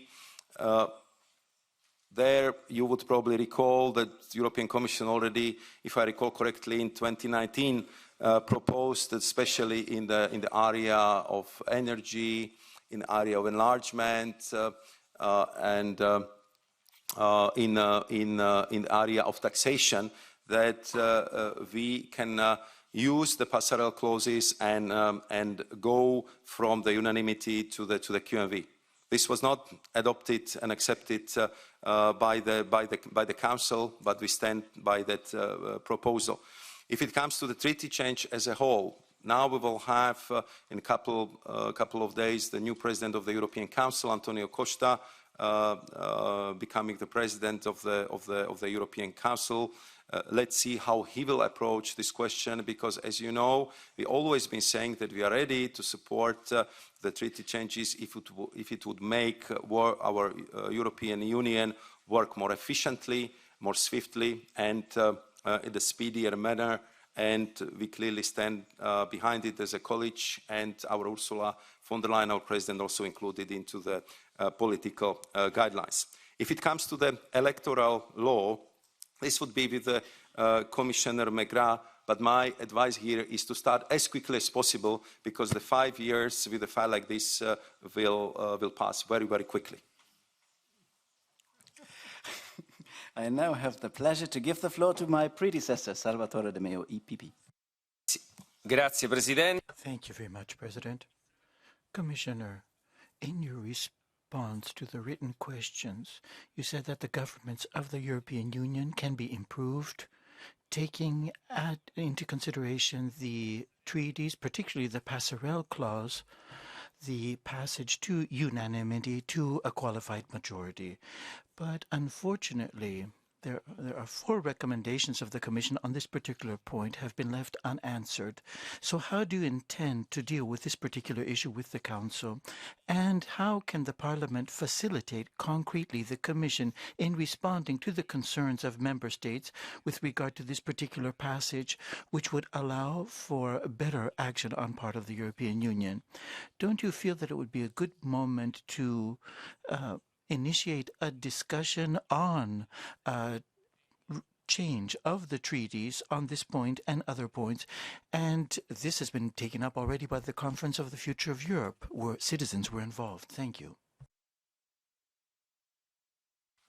Thank you very much, Mr. De Mel.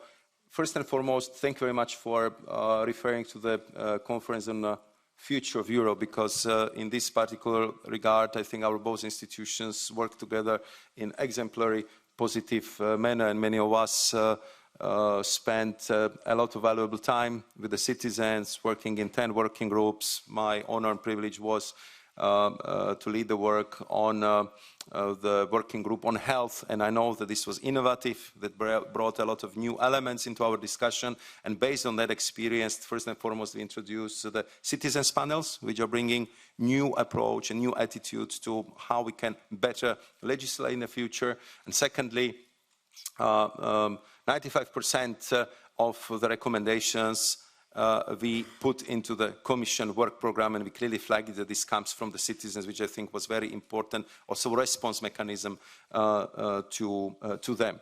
Coming back to the question of the QMV and the treaty change, we of course would react immediately if and when consulted by the European Council. So that's the procedure.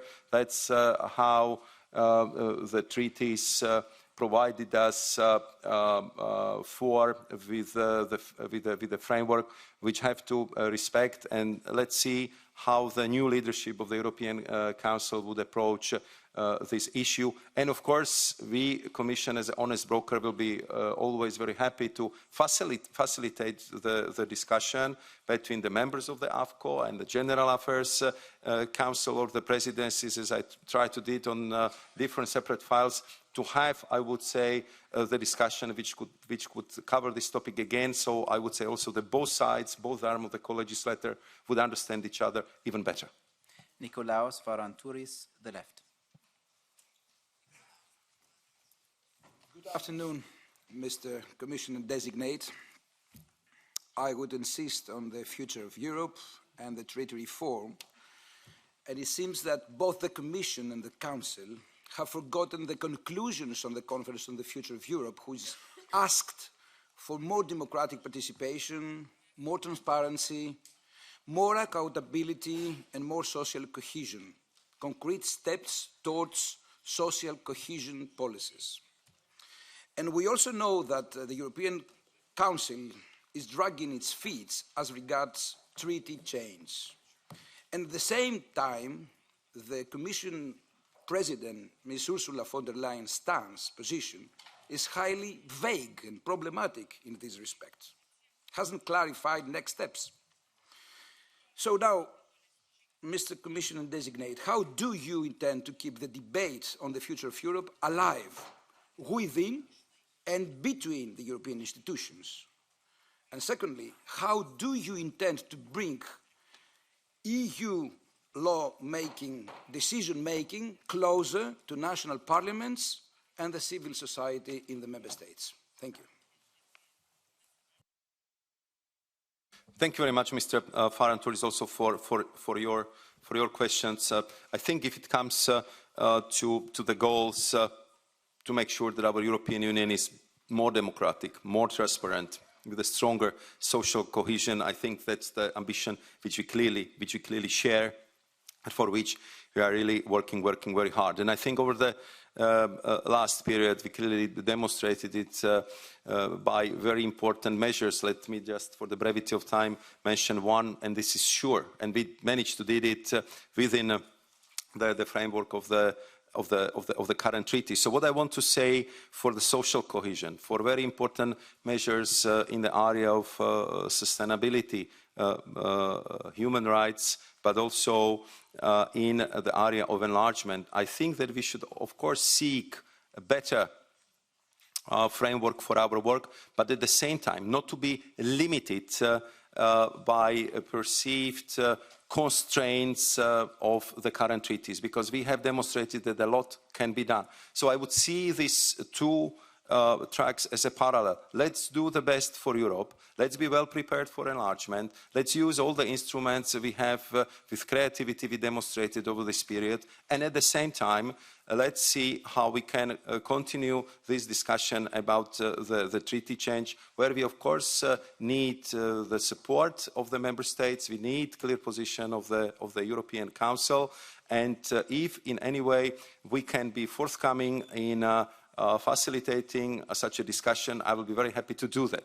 Coming back to the position of President of the European Commission, I think she was crystal clear. She said we are ready to support any treaty change which would make our union functioning better, more efficiently, and I think it's a very strong statement. Thank you. Javier Moreno Sanchez, S&D.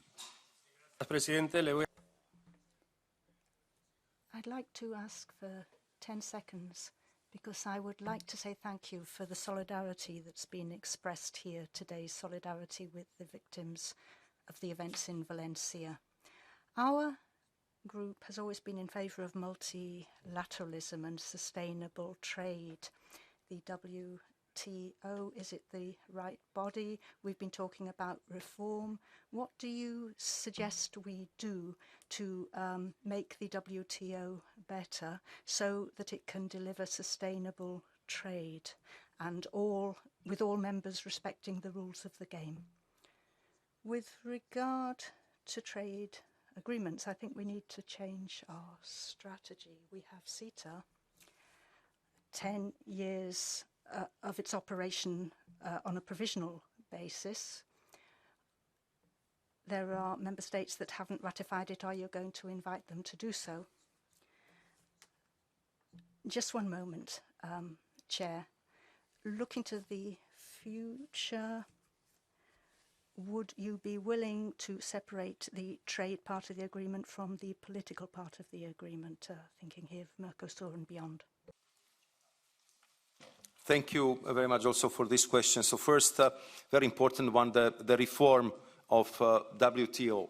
I think here we clearly are the strongest champion of this reform, because we are the union which is based on the rule of law. We are based on respecting the rules, and almost half of our trade is also based on WTO rules. So for us to have the World Trade Organization, which is not properly functioning, is something to the detriment of the global trade developments. Therefore, we are investing enormous efforts to reform it. First and foremost, I would say the pressing priority number one is to have well-functioning dispute settlement mechanism. As you know, the United States of America didn't nominate the appellate judges, and therefore now we are in the situation when some of the members are clearly abusing it and so-called are appealing the cases to the void. We are tackling it by creating the alternative. We are creating this multi-party interim arbitration and arrangement, where we so far have a little bit more than 50 countries which are agreeing among themselves that despite the lack of this appellate body, they would respect the rulings of the panels under the WTO. It's very important, and will continue to enlarge that number of the country.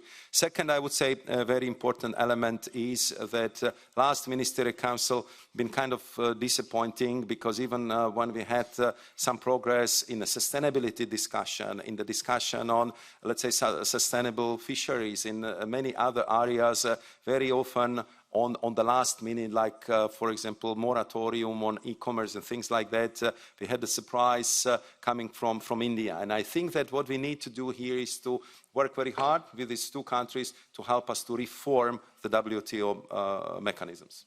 Erne Schalabaros, PFE. Chair, Commissioner Designate, thank you so much for the opportunity.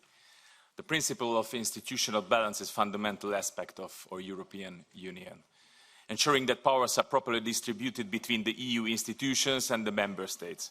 However, in recent years, we have seen the European Commission intervene in areas traditionally under sovereignty of the member states.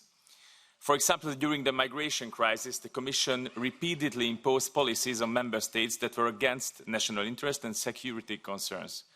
Additionally, in the area of border control, where member states have primary responsibility, rather than providing substantial support, the European Commission frequently relied on penalties and legal measures to enforce compliance.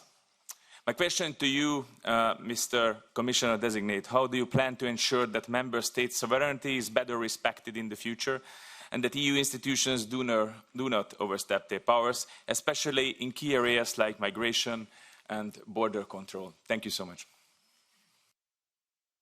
Thank you very much for your question here. I would like to reassure you that also thanks to very intense political dialogue we have with the national parliaments and also our subsidiarity mechanism, which we have again with the national parliaments. We, I believe, improved quite significantly how we prepare our impact assessment. So what is a novelty here, and that novelty was thoroughly discussed with the national parliament, with the European Parliament, but also with the Committee of Regions, is that we develop the mechanism where we are attaching to every impact assessment subsidiarity assessment grid. So it means that there is a methodology, there is a clear process where we are assessing how much does it fall under the EU or how much does it fall under the national competencies. And we are very transparent about it, and we of course are publishing it together with our impact assessment. There is one more element which I also would like to highlight because it was brought to the attention of the Commission, that despite this approach to the impact assessment, there is not always the same impact on cities, villages or rural areas. So we are also addressing this issue by the fact that we are now doing specific impact assessment on this asymmetric effect our legislative proposals must have, for example, for rural areas, for islands or for specific parts of the European Union, so we would know what we are putting on the table. And I think that we are going to continue in that direction. And if we can have more cooperation, as Mr. Warborn was indicating, on developing the impact assessment capacity in the European Parliament, I think that we'll have even better results. Francesco Torselli, ECR. Commissario designato. Commissioner designate, good evening. Geographic indications for agricultural products represents cultural patrimony, and it's absolutely key for the European Union. Their protection is absolutely essential for producers, for farmers, for business people, and in order to maintain quality and standard. We have numerous different challenges. Counterfeit products from countries, third countries, unfair competition from a number of sides as well. It is undermining the work of producers, but also undermining the trust of consumers as well. We need guarantees for this cultural patrimony. And I'd like to ask you, what sort of initiatives exist in order to fight unfair competition on this particular front in order to protect European businesses? Thank you. Thank you very much, Mr. Torselli, for underscoring this very important aspect of the trade relations, because indeed we have 3,600 registered GIs. And of course they are very important because they are kind of intellectual property if it comes to goods, but also intellectual property if it comes to specific agricultural products. So it's a wealth in protecting them because they are specific, they are good, and they are very much welcomed on the global market as something special. So therefore, clearly we need to protect it. So you've been asking me about the specifics. So we've been, of course, very strong supporters of WTO agreement on intellectual property, and there is a specific section on geographical indications. On top of it, on bilateral track, we are introducing the very strong paragraph and commitments on making sure that the GRs are protected. And if we do not have the agreements, we are very often even going for standalone specific agreements. But if you allow me to use the minute I have, I would like also to look a little bit into the future. And I think that to be much stronger in this regard, we need this comprehensive custom reform.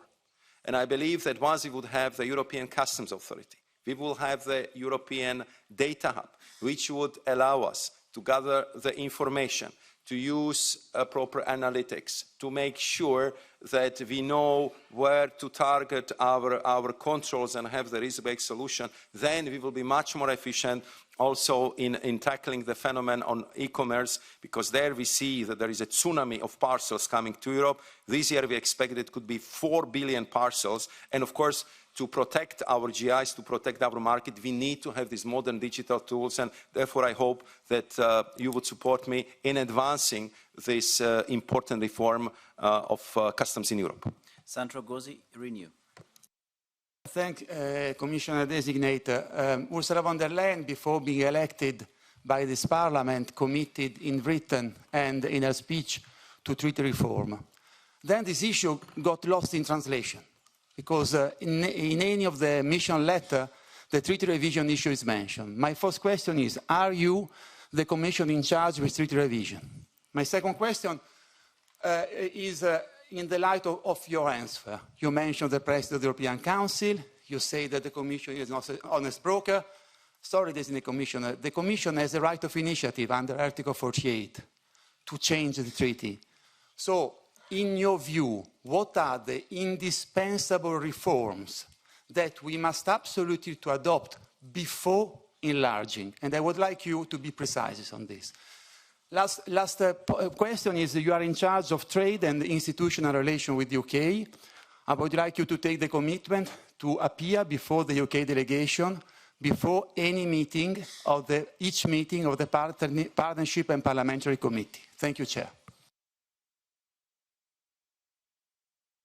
Thank you, Sandro. You know, quite a long to-do list, but I appreciate that. I appreciate it. Now, if it comes to treaty reform, I think that, of course, this is such a important element that this is a horizontal priority for all of us. But I think once this issue is very much dependent on the European Council, so this issue will be dealt directly by the President of the European Commission, her closest team, and of course me as prospective representative of the Commission in the General Affairs Council. I will be the one who will be discussing these issues with the Europe Minister. You've been in that club, so you know how it works there. If it comes to the reforms, which I consider to be absolutely indispensable, I think that if I have to say or mention one, I think that our enlargement process, which is based on 35 negotiating chapters, is extremely heavy. I fully understand that member states want to have a unanimous right to decide opening the negotiations, but also at closing them, because we are admitting new member in our family.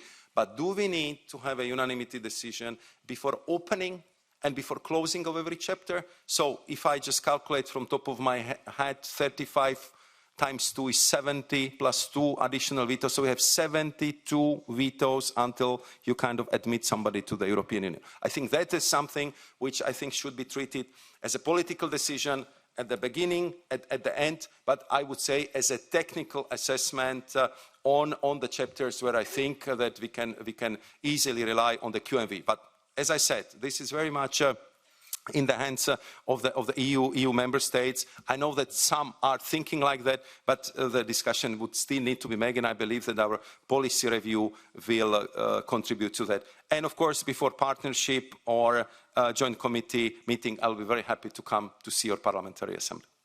Céline Imart, EPP. Monsieur le commissaire désigné. Commissioner designate. Agriculture is a sensitive sector. We need to protect it from the consequences of globalization. So far, our trade and agricultural policies cannot be opposed. They need to be in sync. Our conflict with China is a telling example. What sector is affected by this trade war with China? It is agriculture. and obviously they've tried to hit us where it hurts. So how will you deal with those social consequences of this decision that are facing our farmers, particularly with Mercosur? And then a study on the cumulative effects of trade deals. How can you ensure that these trade agreements aren't affecting our agricultural sectors negatively? And finally, China used the excuse of electric car tariffs to put tariffs on cognac and pork, amongst other things. This is very negatively affecting the European agricultural sector. Beyond going to the WTO, are you going to put safeguarding measures in place to protect the sector in the short term? Thank you. Pour vos questions. Let me start from the back, because you are absolutely right that once we introduced our measures on the battery electric vehicles, and as I said, we did it very thoroughly, according to the book, respecting every single rule in that regard, and we are absolutely convinced that this procedure can withstand any legal check, panel assessment, anything which is there, because we are right and we did a good job in preparing this. Therefore, we reacted very forcefully to the flawed attempts from China to start an investigation at dairy and brandy, and you are right that they are also threatening starting the same with pork. So in this case, I can tell you that we clearly reject any abuse of trade defense mechanism in this regard. We already challenged this in the WTO, and of course we'll be discussing this very, very thoroughly with our Chinese counterparts.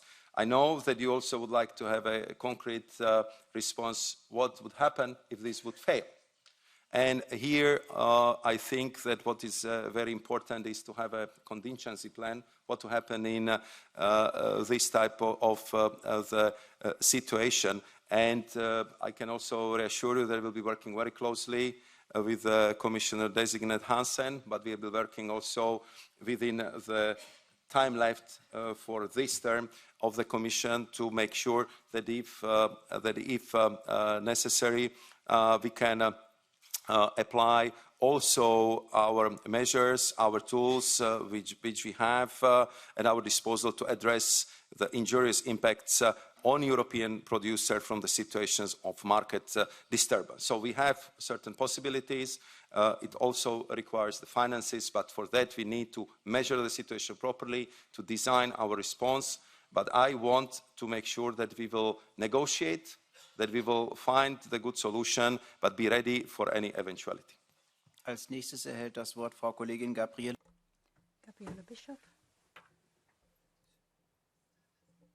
Commissioner Šefčovič, you have heard from many political sides that the reform of the treaties is of utmost importance for this House. And we were the motor really on this conference on the future of Europe, but also you have seen our comprehensive report here. We expect also to get some more concrete information from you. What can be done to get out of the deadlock? You described it a lot, but really what role can the Commission play, and what is discussed in the Commission? Because as you indeed said, Ursula von der Leyen emphasized it in her State of the Union and also in the political guidelines. But let me be also a bit more specific, or ask you for some specific answers regarding the passerelle. We have the Draghi report, and also there it highlights really the existential challenge to European competitiveness and calls for an extension of qualified majority voting in more policy areas, including also through the passerelle. What could be done really concretely to overcome the problems of the passerelle, why it is not used yet? Thank you very much, Madam Bishop, for this question. The first, what I would underscore once again, we also, I think, should position ourselves, and we must also see the enlargement as a catalyst for progress on our capacity to act. I think that is not disputed by anyone. This very much reflects also the atmosphere in the General Affairs Council. And at the same time, you would also hear back from these member states, and you will hear it from me once again, that we shouldn't take the enlargement process to be hostage to the lack of the progress on the treaty change discussion. I believe that it will kind of push us into the direction that we have to have progress on both sides, and to get to that level.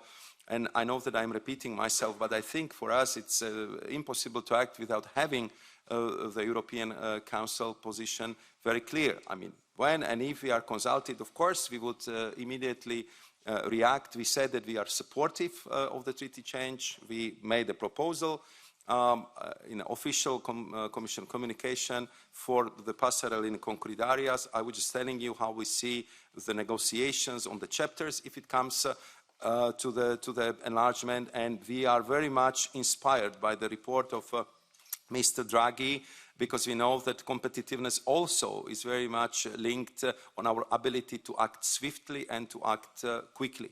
So this would be, of course, the issue, and we can bring it, after discussing with the presidency, back to the General Affairs Council to see how the Draghi report, how the enlargement discussions would impact also discussion on eventual treaty change or better use of passerelle. But I also have a high hope in incoming President of the European Council, Antonio Costa. Bartłomiej Sienkiewicz, EPP. Panie komisarzu, Thank you, Commissioner.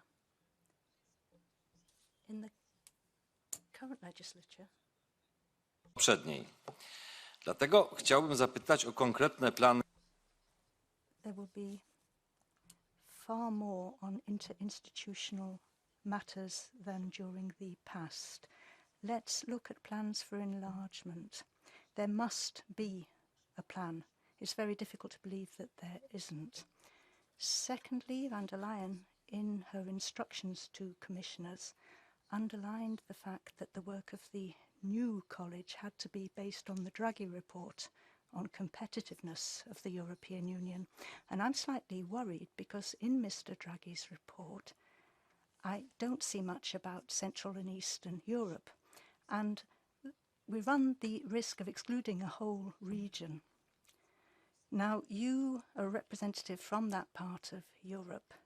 So my question is this: how are you going to counteract this risk? Thank you very much, Mr. Sienkiewicz. To add maybe one element which I haven't mentioned so far, and it concerns the enlargement and policy reviews. And I think your question was leading into the thrust of several previous speakers, but I haven't mentioned it before. Because if you are looking at the policy reviews, there is always one question: if also the governance would be element which would be reviewed, which would be tested, which should be looked from all the angles. And the answer is yes. We also are aware that we also need to look at the governance issue from this perspective. And then if it comes to the competitiveness, to the report of Mario Draghi, I think that the report of the high quality, I think it's clearly stirred very intense debate among not only the leaders of the European Union, but also within the European Parliament and in the Commission. And you know, being from Central Europe, also I understand your point that we are the members since 2004. And we know that if it comes to the, I would say, fair representations on all the level, we are still not there yet. I think it's our joint task how to make sure that we will be properly represented by preparing high-quality people, but also to make sure that from the side of the institutions, this is equally supported. And as a former commissioner responsible for human resources, I can tell you that it's not easy job, it's not easy work, but I think that you're absolutely right that all regions, all countries should be fairly represented in European institutions, and our regions and our countries should be also fairly covered in any policy pieces and policy strategies for the future. Branislav Ondrus, non-attached. Thank you, Chair. Commissioner, you've played an instrumental role in strengthening the competitiveness of the EU industry in the strategic economic ecosystem such as energy, mobility, batteries and critical raw materials. As some of my colleagues, I also want to touch this issue because I hope you will agree with me that we must double down on our efforts to secure supply of sustainably, I underlined it, sustainably manufactured raw materials.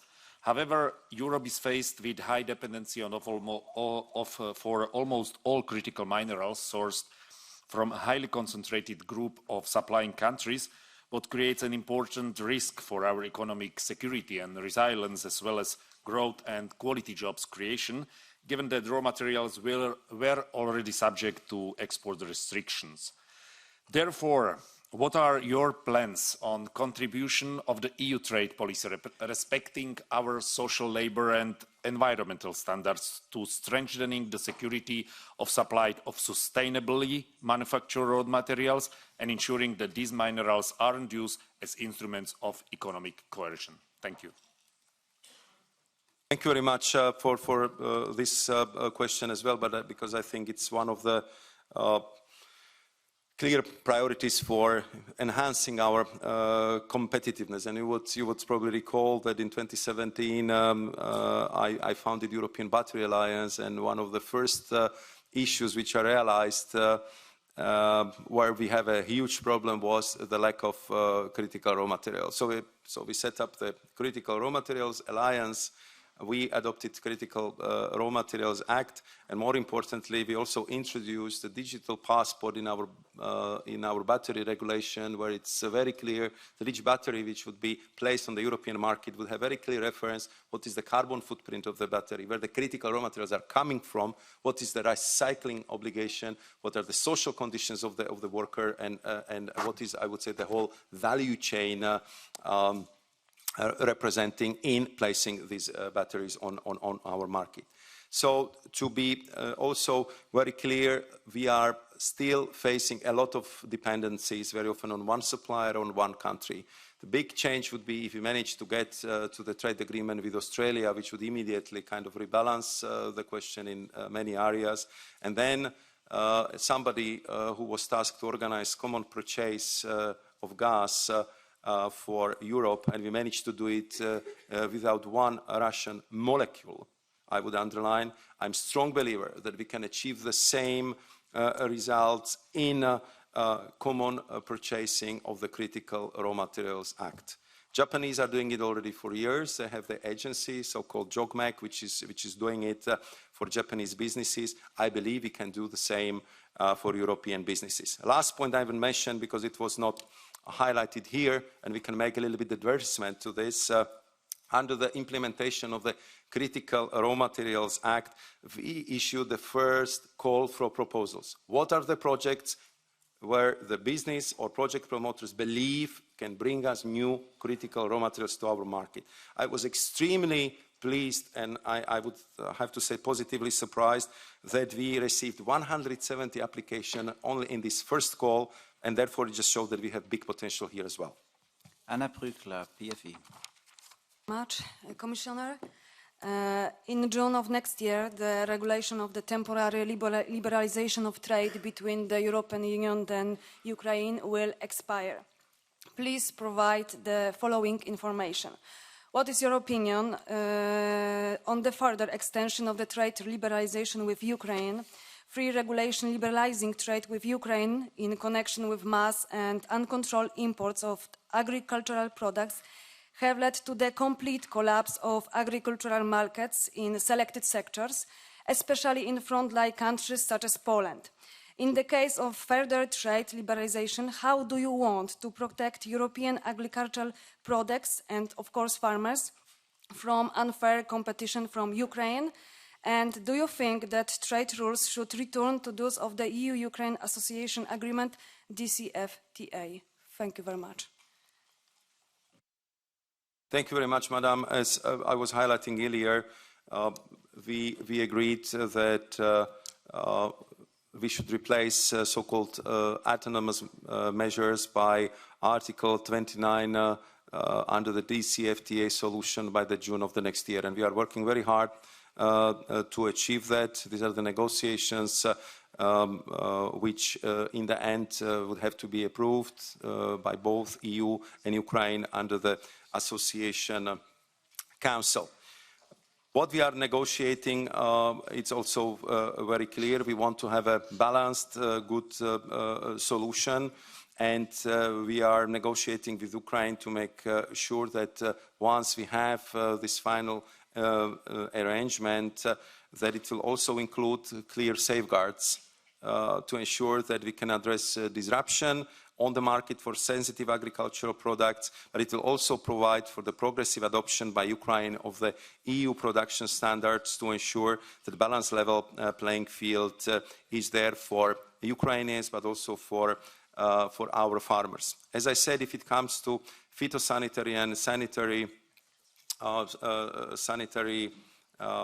standards, there we are very much aligned. What we have to work right now is to prepare Ukraine for the enlargement also from the perspective of sustainability, from the perspective of the way of the production, and from the perspective of what are the other conditions and ramifications which the farmers in the European Union have to respect. Thank you. Mr. Commissioner, can you see the time countdown? Oh, you can see again. Okay, all right. Next, Vasil Dinshu from S&D. Thank you. My question will be in Romanian. Domnule comisar, o să revin la o... Thank you very much, Commissioner. Let me come back to a subject that I saw made you smile. I hope you liked the question. You said 95% of the recommendations from the Conference of the Future of Europe have been integrated and implemented in Commission regulation. Now, looking at the format of this conference, Parliament has supported the transformation of this mechanism into a permanent dialogue where citizens can be more involved in relevant decisions at European level.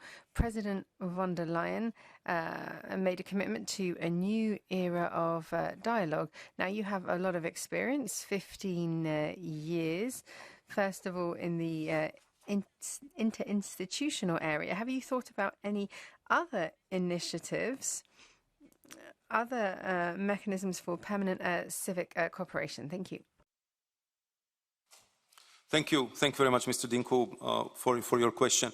First and foremost, I agree with you that conference on the future of Europe was a big success. At first, I would say the attendance was very impressive. The citizens from all around the Europe being ready to discuss for days and days and many weekends with us the future of Europe. The fact that we managed to have in each working group more than 30% of the young people who've been extremely open, and I have to say that in my particular case, the debate we had with them just put the issue of mental health on the Commission work program.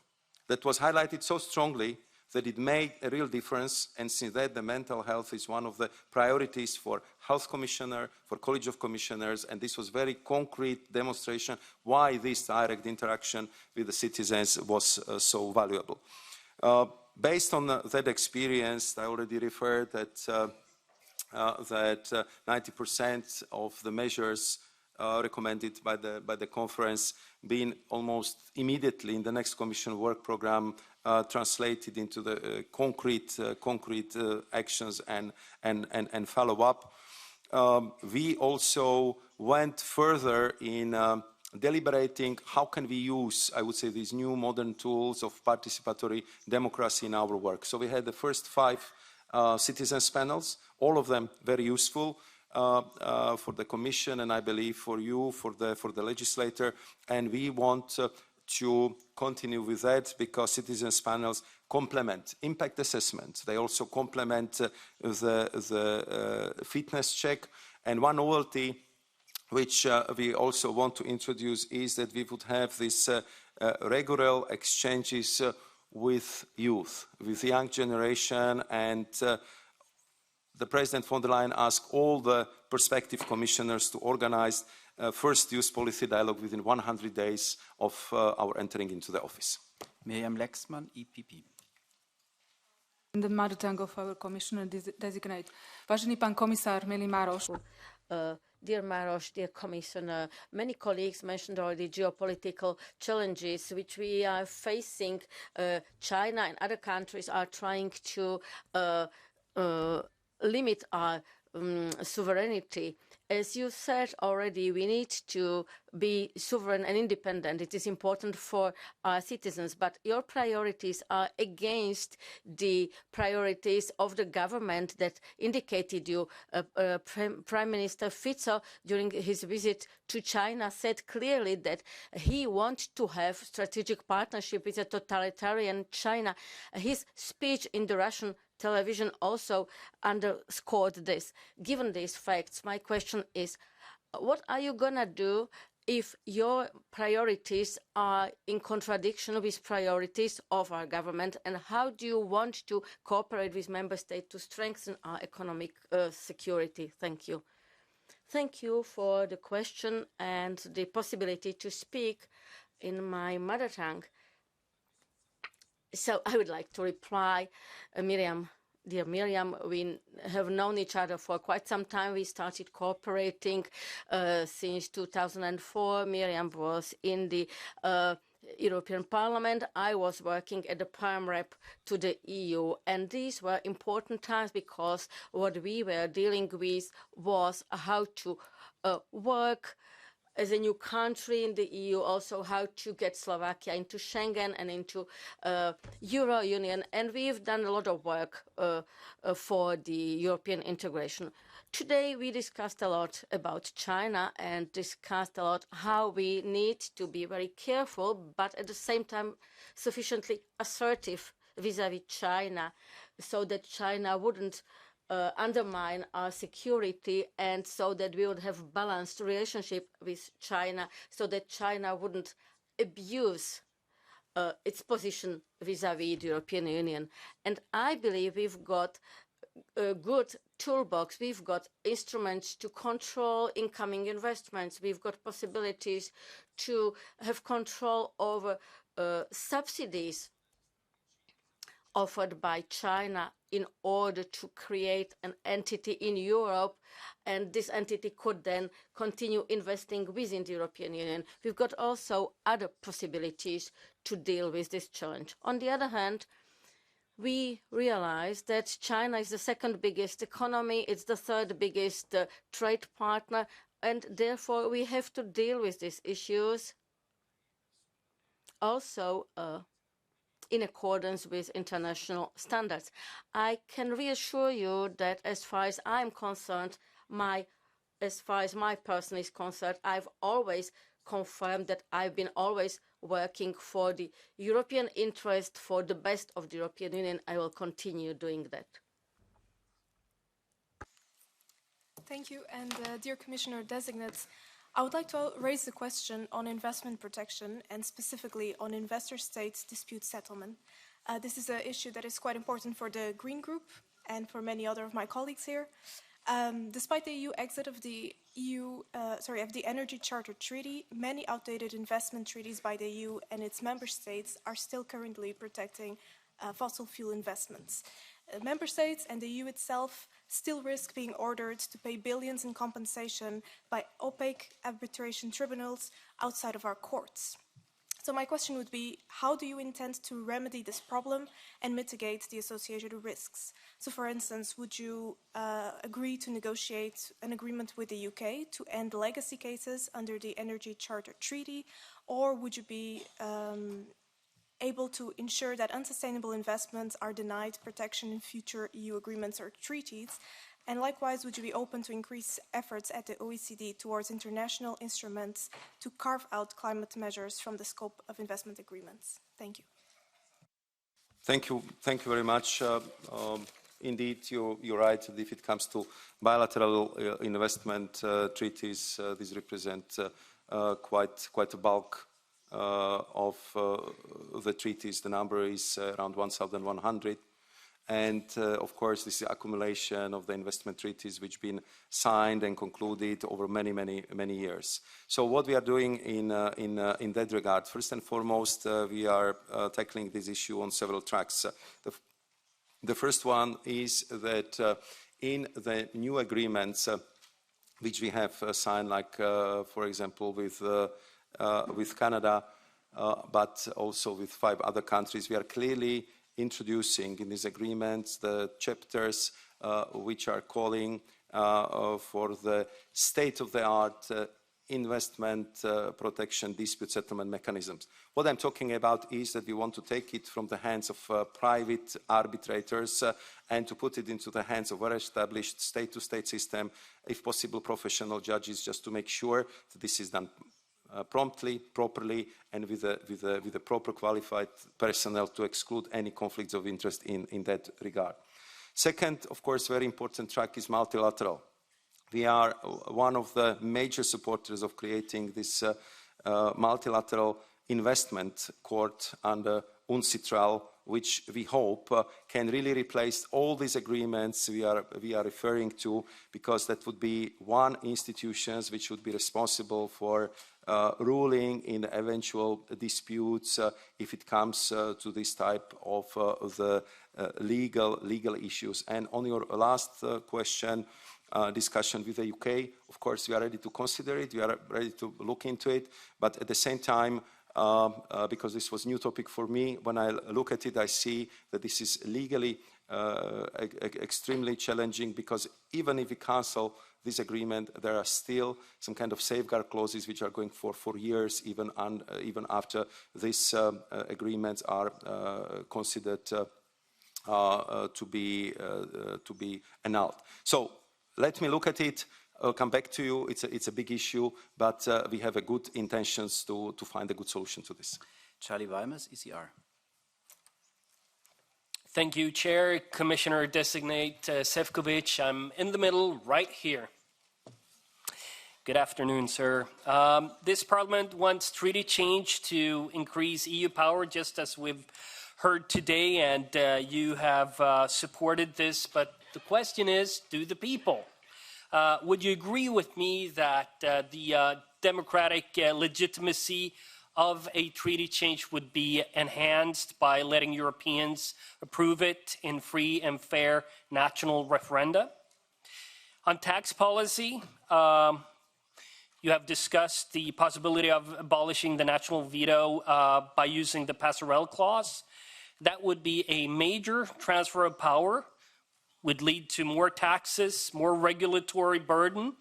Given the increased understanding of the connection between EU red tape and sluggish growth / deindustrialization, would you consider repatriating any powers from Brussels to the member states in order to ease the regulatory burden? Thank you. Thank you very much for this question. The first part of your set of questions was linked with if eventual treaty change is agreed, how it should be ratified in our member states. And here, I think it's quite clear that it's up to every single member state to agree and decide upon their own ratification procedures. We have different traditions in our member states, and they have to respect all of them. So it's up to the member states to decide how to ratify eventual treaty change.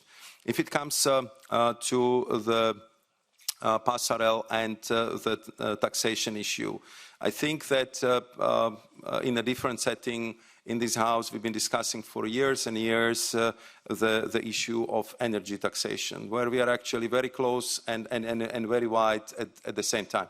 We agree on the goal, we agree on the principles, but we are differing on the details, because even when you have the Europe ministers trying to do the good thing, very often then you have a finance ministers who are very careful about how these things are done and proposed. So therefore, that was an idea that would help us to kind of arrive at the speedier solution and the better solution. And it's within the treaties which have been approved by the member states. The passerelle clauses are implicitly and explicitly mentioned in the Lisbon Treaty, that this is the instrument which could be used, because at that time that was also clear that Union will go bigger.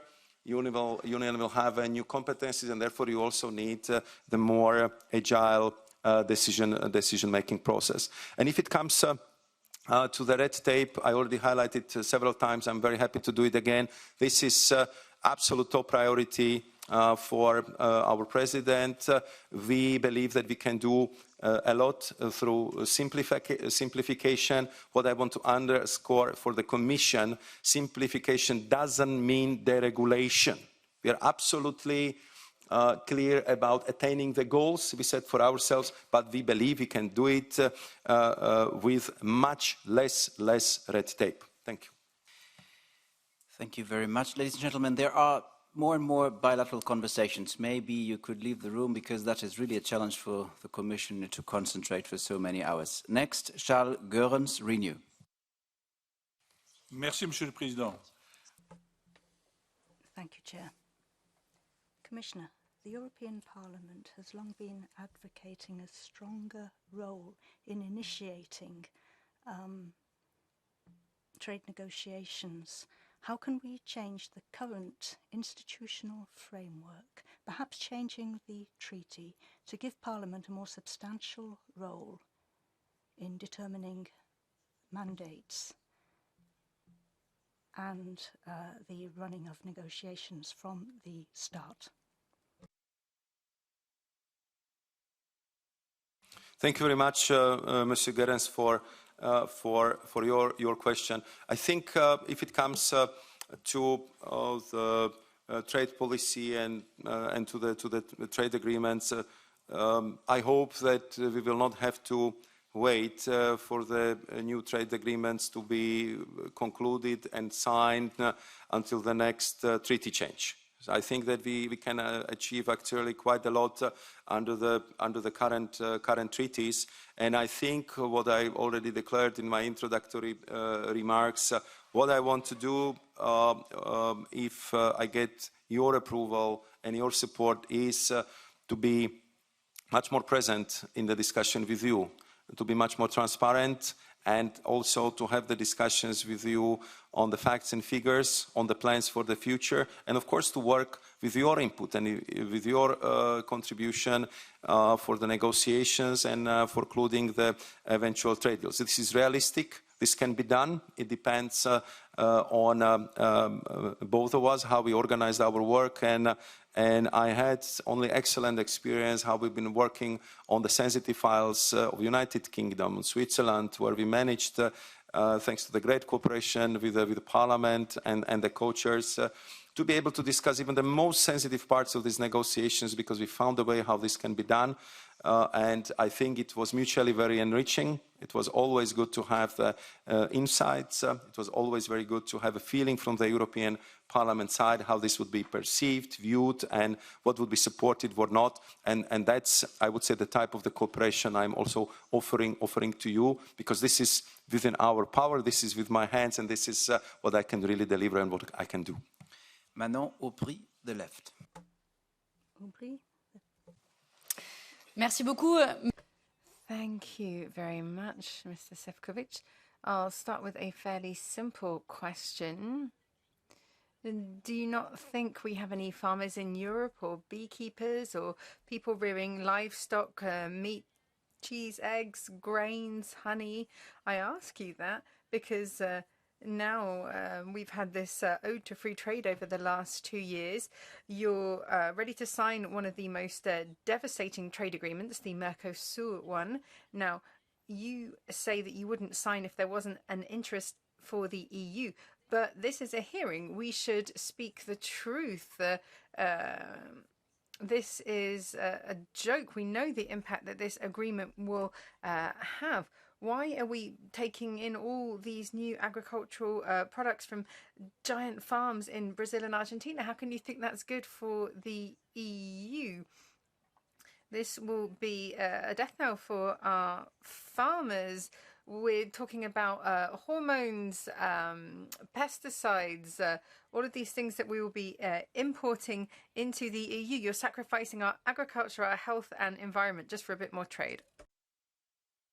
Very much, Madam Aubry, and to the last part of your question, I can say clear, no, I'm absolutely not ready. I don't want to do it, and we will never sacrifice the European agriculture, European farmers for any trade deal. Therefore, I can give you the solemn promise that if I come back to you with a deal on the table, it will be the deal which I would see as a best possible solution, as a best possible result of these negotiations. And then it's up to you. It's a political decision. Will you trust me? Will you see it in the same way? I will make my best in the negotiations, and I will come back to you, to the parliamentarians, to the member states, if you agree the deal. If I fulfilled the mandate which was given to us by the co-legislator. And I absolutely took your point on the transparency, and I can promise you again that once we are at that stage, I will come back with all the figures, and we can have a very thorough discussion on all of them. Just to address a couple of the questions you mentioned linked with Mercosur. The first thing, what is I think very important to say is that with Mr. Glucksmann and with Madame Aubry, we've been discussing not only the possible effects of Mercosur, but also the cumulative effect on these agriculture chapters in our FTAs. I'll be very happy to come to explain to you in a great detail, but what we are talking about is around 5% of, let's say, beef production if it comes to all FTA and all the imports we are getting from outside of the European consumptions. 5%. So I understand that for some farming communities it might be still a lot, but I think that our task is also to have a little bit larger picture, because for decades and decades we've been #1 trading partner in Latin America. We are not anymore. We are not anymore. It's China. And I think that we just simply need to do better, to be more present, to be more politically attractive, and to be better partner for these very, very important countries. But I will do it in a balanced manner. I will come back to you, and you will tell me if it's a good result or not. Thanks a lot. And now we are coming to the third round, the long-awaited, sharp and precise question of my co-chairs from the CCC and the invited committees. And the first is David McAllister from the AFCO committee, the chair of the AFCO committee. Thank you for having invited the Committee on Foreign Affairs to this hearing. In my capacity as AFCO chair, let me ask you, dear Maroš, the following. In your written replies, you stated your intention to conclude the package agreement shaping our future relations with Switzerland and to work towards its signature, its conclusion, and its entry into force. How do you intend to engage with our Swiss partners in the coming months to ensure a successful conclusion of the negotiations and towards shaping our future relationship, bearing in mind also that a referendum will be held in Switzerland? And how will you ensure that the European Parliament's positions and views for shaping our future relations with Switzerland will be taken into consideration? Thank you. Thank you very much, Mr. Chair. This is a very pertinent question, because I believe that if it comes to the negotiations with Switzerland, I really believe that if we do it right, we can be in a final stretch. But we are, unfortunately, not there yet. We have still two open issues. One concerns the free movement of persons, where a particular issue of unilateral safeguards presents big difficulties for us. And second, a very important issue is the contribution of the Switzerland to the cohesion. So these are two outstanding issues where we are still having very, very intense negotiations. But just to present for you the picture, how the negotiations are ongoing. We are negotiating altogether 10 agreements, because in the end we decided to go for this sectoral approach, replacing this one horizontal approach.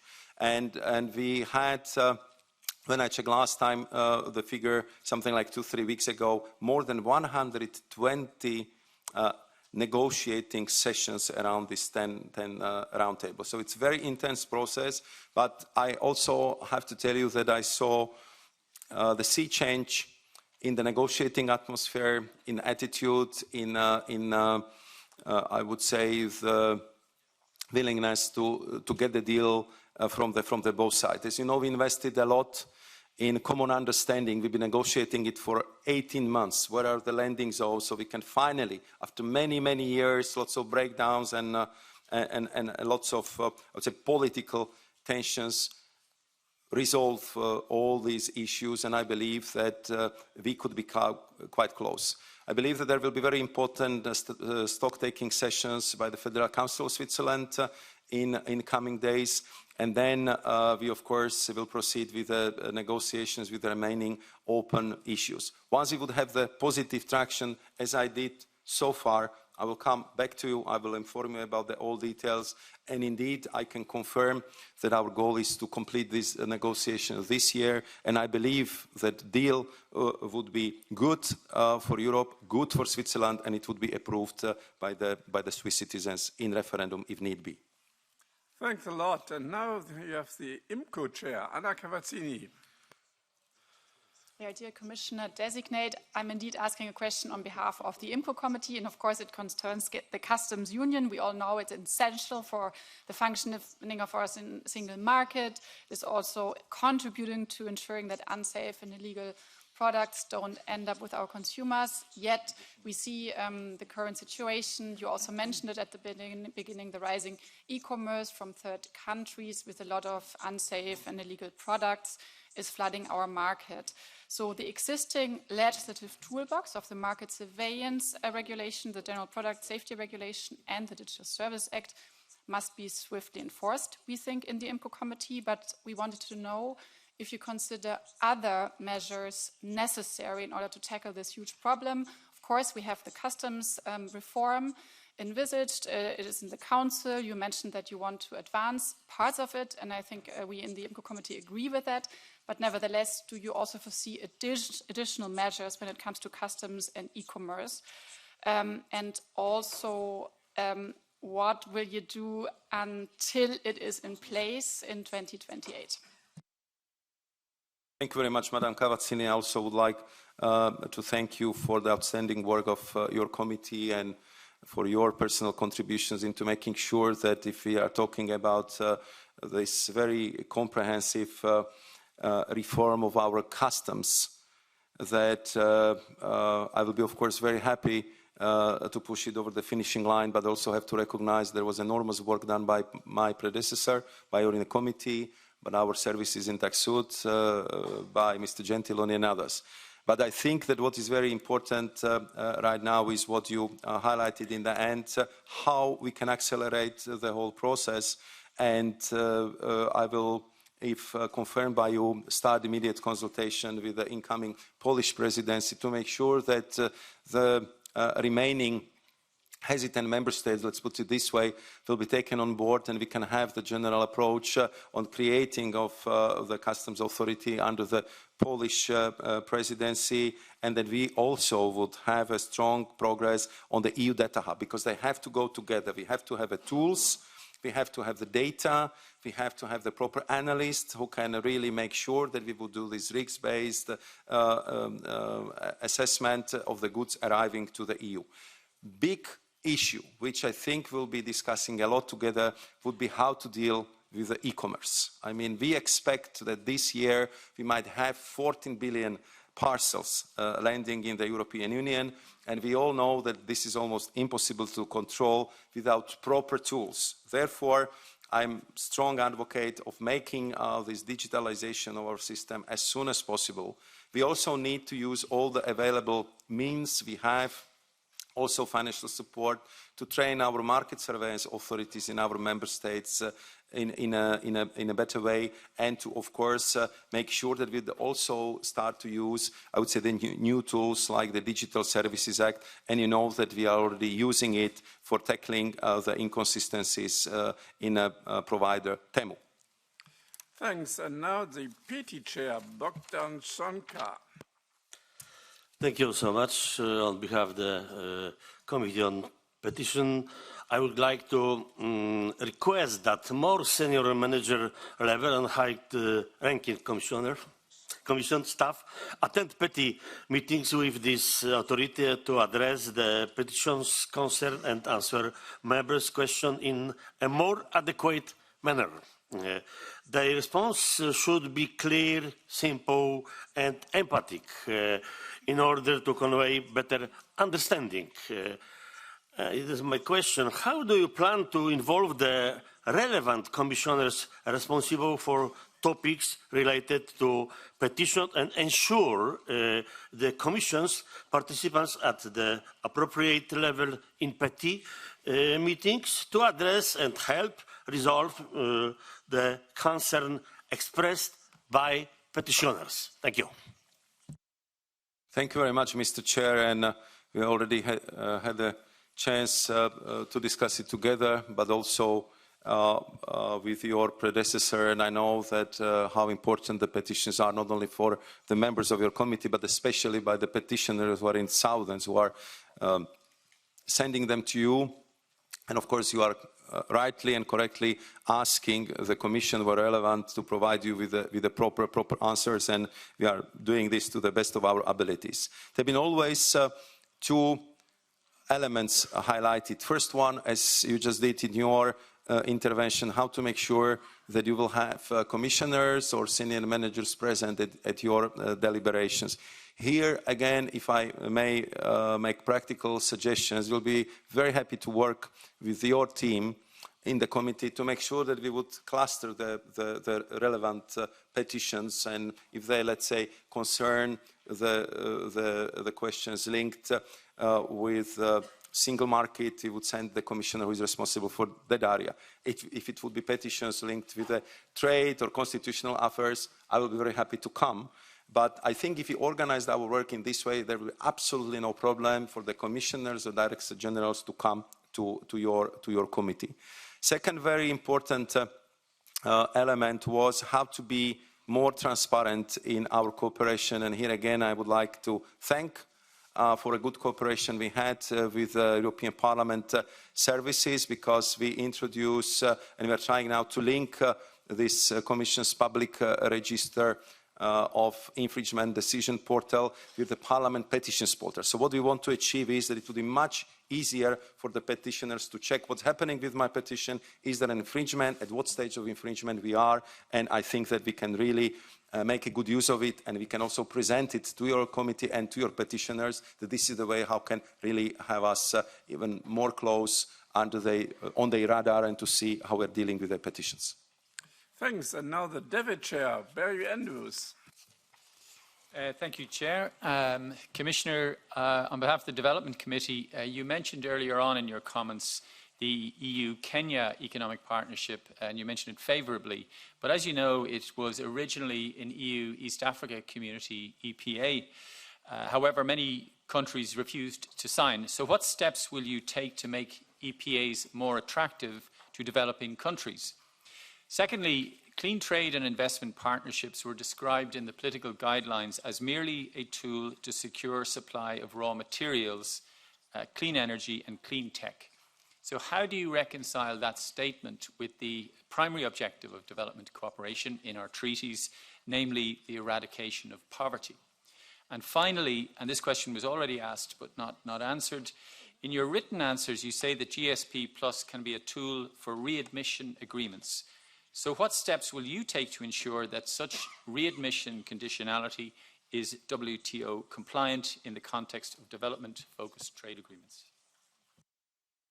So, Mr. Chair, I'll try to respond to your question. If it comes to EPAs, indeed, the Kenya example was the one where we clearly see that our partners from Kenya been very pleased with the outcome, but not other countries from this region joined yet, I would underline. So, I mean, we keep this we keep this agreement open for the countries from that region, in this particular case for East African communities, and we will continue, of course, to discuss it with them and to present this as a very good solution for the future. We are also ready to offer the negotiation and discussion in this regard with other countries in the region. Another element which I think I mentioned already today was the new type of the agreement. This is sustainable investment agreement, CIFA, with Angola, which is also open to the regional partners, in this case from South African region. And if it comes to the clean investment and trade partnership, what is, I think, very important to highlight here is that we want to offer something different what they are getting, let's say, from China. We just have to see that we are in the world of battle of offers. What we want to propose is that we are going to work with you. We are going to create value added in your country. We'll be using the highest environmental, sustainable human rights standards, and we are going to increase the GDP, economic performance of your country, and we just want to share with you the final product. That's the way how we are going to do it, that we will not bring the ship full of workers, concrete, cement, without no value created on the spot. So this is, I would say, the new element which we want to bring to you. But now the chair is already telling me that I'm 20 seconds over, so I'm very sorry that I didn't manage to cover the last 2 points of your question. Thanks a lot. And last chair from the chairs from the invited committee is the URI chair, Mr. Kuczuk. Well, thank you so much indeed on behalf of URI committee. Mr. Šefčovič, we know your engagement with the Parliament, and indeed the Parliament plays an important role in the decision-making process. And in our understanding has a central role in keeping the democratic balance between the institutions. And here is the question: how do you intend to ensure that the Commission, in this case, of the accession of the third countries to international agreements with non-objection clause respects the rights of the Parliament and the procedure set out in the treaty to ensure that the Parliament can express its consent? And I mean in terms of both possible non-objection or actual objection to such accession. Secondly, will you present a specific commitment to that and in the context of revision of the framework agreement on relations between the Parliament and the Commission? Thank you. Thank you very much. Mr. Chair. This is indeed a very specialized question, and I understand what is the concern of your committee. The concern of your committee is that if we would have a third party to accede into multilateral convention, if we are objecting to this admission, so there is a full process where we are also debating this with Council and of course with the European Parliament. And your question is that if we are ready to do the same procedure in a case when we have a no objection, so there is a third party entering the multilateral convention, and we see no problems with that. We believe that this should go well, but you are highlighting the fact that also in this case, European Parliament should be properly consulted. So I think that this is very clear suggestion from your side. I can promise you that we will look into it. I see merit in this process. Even I believe that until now there have been not open issues with that, but I understand for the, let's say, legal architecture and legal clarity of the process, this is something what the URI committee is very much asking for. And I would suggest that let's address it in our framework agreements discussion. I now understand your point, your problem, and I will look into how this could be resolved. Thanks a lot. Now, last round, political groups in reverse order. First is Rudi Ken from the left. Dank u, voorzitter. Ik zal in het Nederlands praten. Thank you, Chair. I'm going to be speaking Dutch. The highest sales of electric vehicles are in the US and China. Here, producers are closing down. They produce luxury cars. The average European can't afford them.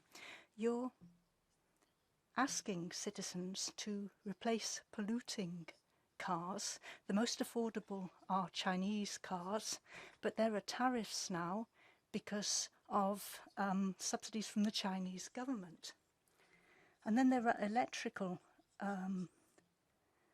vehicles from the US. They're subsidized too.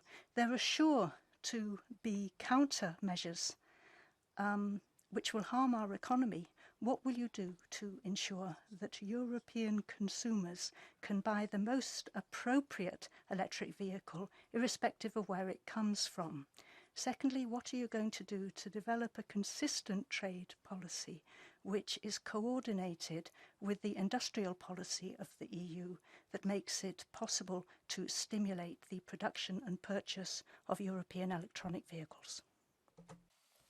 Thank you very much. Thank you very much for your question, and I think you described it very well, even though I got the translation, I think, in the middle of your question. But I believe that your point was very clear on the fact how we are going to prevent that through these illegal subsidies we are jeopardizing, and if not acted properly, we can even lead to the serious problems in our car industry. And what we will do to make sure that we would be, let's say, fair not only to importers of the vehicles from China, but also from our proveniences, and you mentioned United States of America. I can assure you that we would act with the same vigor and same energy, if I can use that expression, to anyone who is illegally subsidizing the electric vehicles imported to the European Union, because we are fighting for having a global level playing field. And that would be very clear for anyone, despite of the provenience where the vehicles are coming from. And I think that the same apply to all the marks on the Chinese market, including those you just mentioned.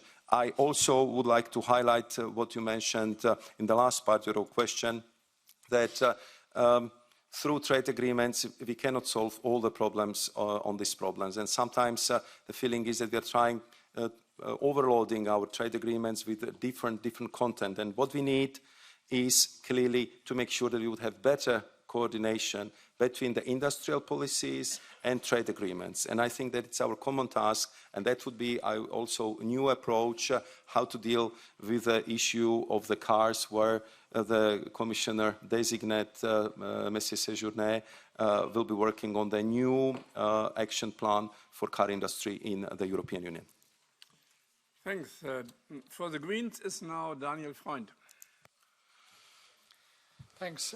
Dear Commissioner Designate, 3 questions on lobby transparency. The first one, do you think that Commission officials working on legislation should meet with unregistered lobbyists?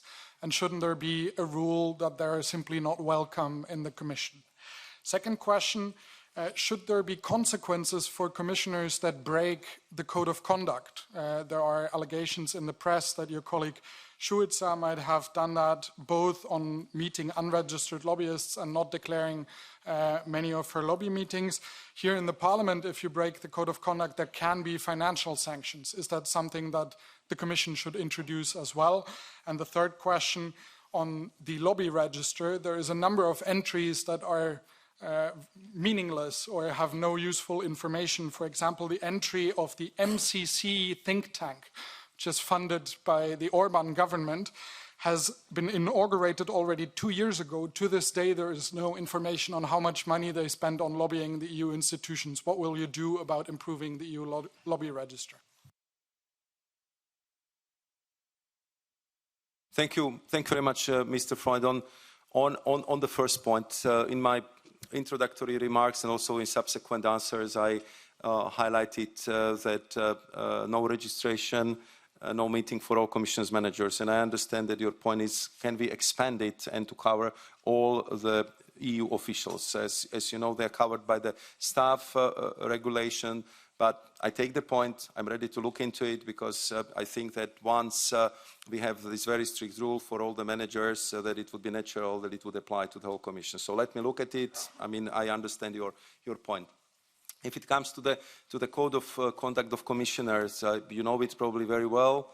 It's very strict, but also what is very important is to be fair, to be just, and to look at it from all angles. And I believe that this is exactly what is being done also in this case. I'm not familiar with the details, but I'm sure that code of conduct of commissioners would be always followed absolutely properly.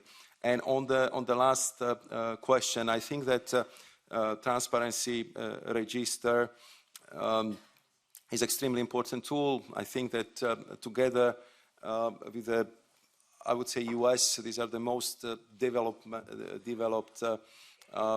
registers in the world. I mean, you would probably correct me if I'm wrong. I think we have like 12,000 registration, and I remember when we've been starting with that in my previous capacities, the number was much smaller. But I was very proud that we managed to cover all the categories, and now we also increase the number of checks. My suggestions and invitation here would be, we are now having the possibility to review how it works, what are the pluses, what are the minuses, how we can improve the controls, the checks, and clearly we in the Commission and me personally, I have all interest in making sure the transparency register would work perfectly and all the data are updated. And if you are not fulfilling this criteria, you're out and you have no meetings. Thanks. And now for the Renew Group, Madame Karozova. Thank you, Chair. I could speak in Slovak, but I chose English as I represent Renew here. European citizens demand the EU to act more decisively. Majority of the EU wants EU to address better global challenges. With the future enlargement in front of us, and some colleagues have mentioned that already, this makes the reform of the EU inevitable. You acknowledged a shift from unanimity to qualified majority voting as a way to improve the EU's governance. If confirmed, you as Commissioner, you will become the longest-serving member of the European Commission. Your role in the College will therefore carry weight, and you can also show a true leadership to lead in difficult but important issues for the EU's capacity to act. So let's try once again a question about the leadership. Would you show personal leadership and contribute in concrete ways to the reform of the EU, including the widening of the QMV voting on other areas? Thank you. Thank you very much, Madam Karvašová, and I totally agree with you that what citizens expect from us, especially in these very turbulent geopolitical times and very strong economic difficulties, that this would be the action, this would be concrete results, and that would be also the transparent manner how we adopt the decision. And I very much appreciate also your call for the leadership in this regard. But you highlighted that I'm already a very long-serving commissioner, so I will not go through all the meetings in the General Affairs Council where I was actually presenting this proposal. This proposal to introduce the passerelle came, if I recall correctly, from 2019. And we have been very precise and clear in what areas we think as a Commission we can move from unanimity to the QMV. And we went very thorough discussion on that and also on many other aspects of these elements. But at the same time, I have to say that the situation is such that for this you need the unanimity among member states, and I think that we would need more time. I'm coming back to the point which you mentioned as very important. I totally agree with you, and this is enlargement. I think that also once we come to you, and again it would be me, most probably also with the Commissioner responsible for enlargement, will be coming and presenting these policy reviews, including the sectoral implications, governance issue, also to the General Affairs Council, and I believe that this would be catalyst for change. This would be also potential catalyst for treaty change. And in this particular case, I will be presenting it, and I can assure you that I will be as convincing as I can be, but I think that here we need also the cooperation of this House to also convince your colleagues in national parliaments to go in the same direction, because we can do it only if we work together, and we would have the same support as we have here also in national parliaments in our member states. Thanks. And for the ECR, it's Mr. Yaki. Commissioner designate, you are satisfied with work of the Future of Europe conference. Let me remind you that the view was not shared by almost half of previous parliament and a million of people in Europe. That's why I would like to back to treaty proposal, and particularly regarding to removal unanimity in council voting. I will be appreciate to straightforward answer. Your point of view, yes or no? And you are also happy with the focus on the green transition. Do you know exactly how much the economic gap between us and US has grown since EU introduced green transition? And the last thing is about the Mercosur agreement. If we can have your assurance that if the agreement goes through, agricultural products that enter the EU will be subject to strictly, and I would like to emphasize the word strictly, the same restriction that those applied to farmers in the EU. Thank you very much, Mr. Yaki, for your questions. And having only 2 minutes, I'll have to be telegraphic. First and foremost, I was already, I think, quite clear that in 2019, the European Commission came with the proposals in what areas we believe we can move from the unanimity voting to the QMV. That's a proposal which was done by this still sitting Commission. I was presenting in, of course, I was supporting that proposal, and I believe that it would make the decision making much faster. So I think I cannot be clearer than that. I understand that you have an opposing view on this, and this is what I was referring to a minute ago, that very often we have different perceptions here and in national parliaments, and therefore I think that this interaction between European Parliament and national parliaments on this very issue, I think it's very important. Then if it comes to the green transition and to the situation with the US, as I'm sure we would agree, there are many reasons for that. I would just highlight a very simple one.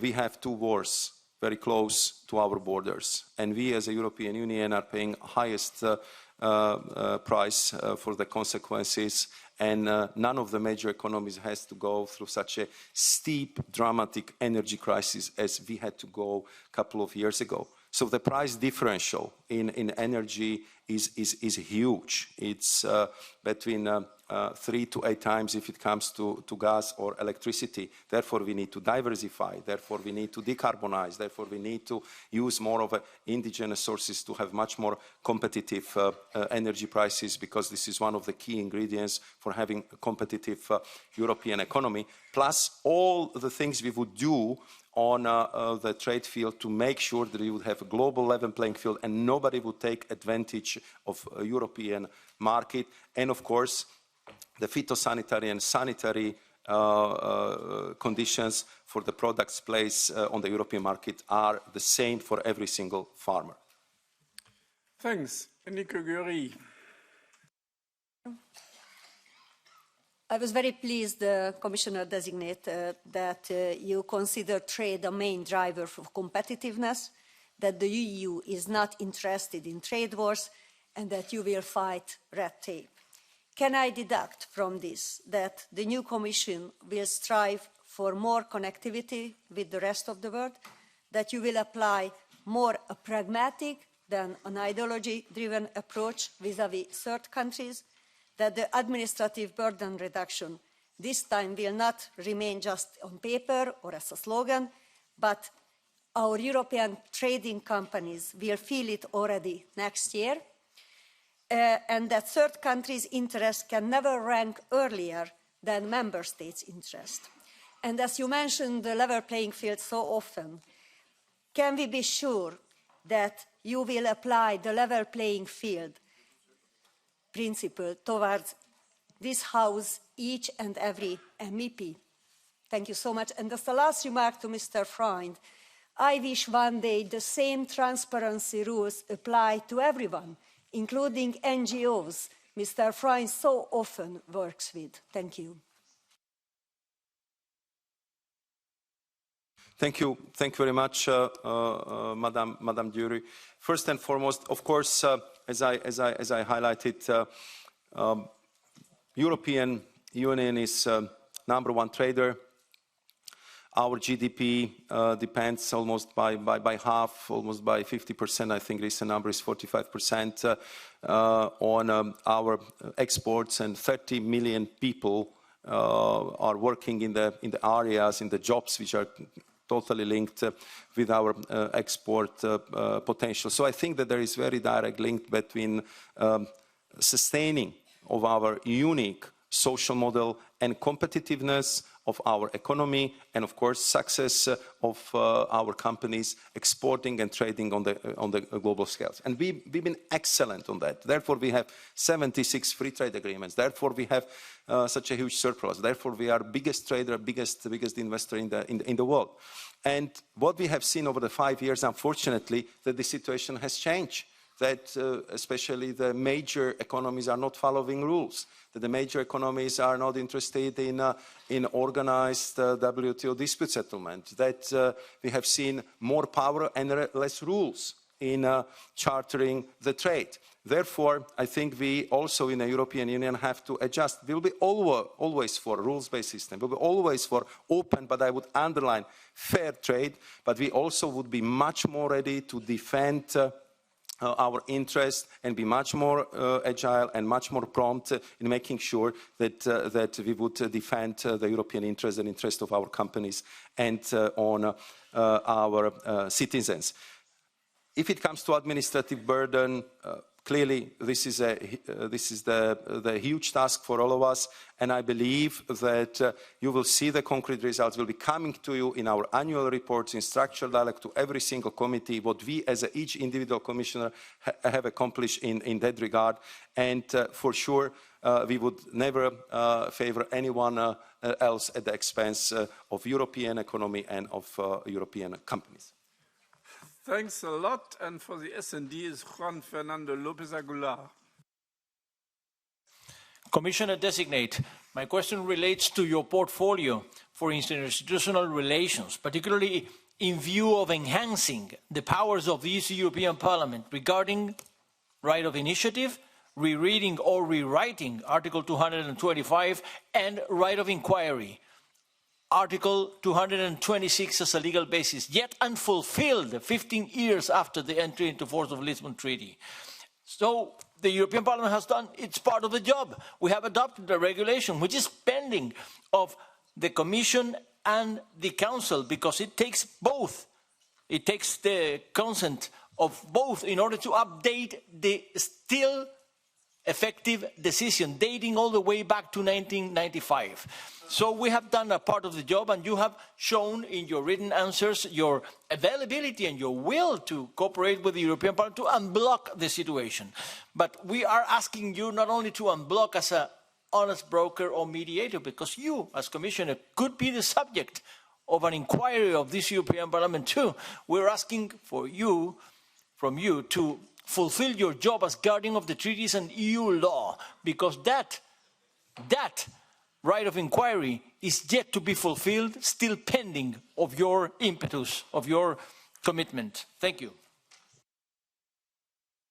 Thank you very much for highlighting the importance of right of inquiry, and I believe that you know that I was really doing my best to make sure that also the right of inquiry of the European Parliament is properly Lisbonized.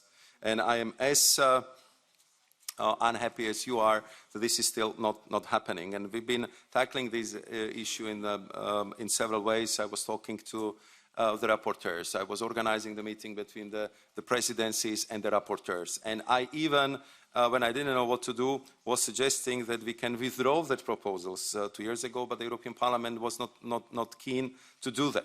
To be honest, my honest opinion at this stage, I don't know if you would be liking, I think that the best thing would be to have a fresh start. To have a fresh start, because if I can tell you my personal assessment of the situation right now, the European Parliament position and the Council position are so far that even with my best brokering ability, it's very difficult to build that bridge. But if you tell me that you still prefer to work on that initial text, I'm ready to try again. I'm ready to get the parliamentarians and the Council presidency and the Council to talk about it again. But I still think maybe we can discuss it separately. What can we do to have a fresh start on it? I think to have a proper right of inquiry, fully Lisbonized, with all the parameters which are required, I think would serve extremely well the European Parliament. It would serve extremely well the European Union, and I'm ready to work on it with you and, of course, with the European Parliament and the presidencies whom we need. So, the very last question. So, all people are looking now on you. It's Borja Gimnes Laras from the EPP. Señor Šefčovič. Mr. Šefčovič, I would like to ask you about the use of 122 of the treaty. 14 times used between 2020 and 2023. Only 5 occasions was it used prior to that. It's been fundamental in responding to the COVID crisis, the energy crisis, but there are concerns about the lack of clarity. How do you intend to reassure the Parliament with regard to any decisions based on this article? And in what we've seen in Valencia right now, we've seen extreme climate phenomena affecting human beings, the economy, and 122 allows us to release or to trigger instruments, implements, in order to provide immediate solutions, quick ones as well. So simplification, however, of the procedure for 122 is very important, and that ought to be in the treaties, I feel. I wanted to know your opinion about that. Thank you very much also for your question. And I fully understand, and I can tell you that I'm not only one in the Commission, the President of the Commission shared the same feeling that we know that over the last 5 years the use of 122 was, from your perspective, used too often. And what I think I can say in this comparison, which was from you, Mr. Chair, totally correct, 5 times until the last mandate and 14 times during this mandate. You also, I think, provided very good elements of the answer. We've been in an unprecedented crisis. We had to deal with COVID-19. We had to deal with the energy crisis.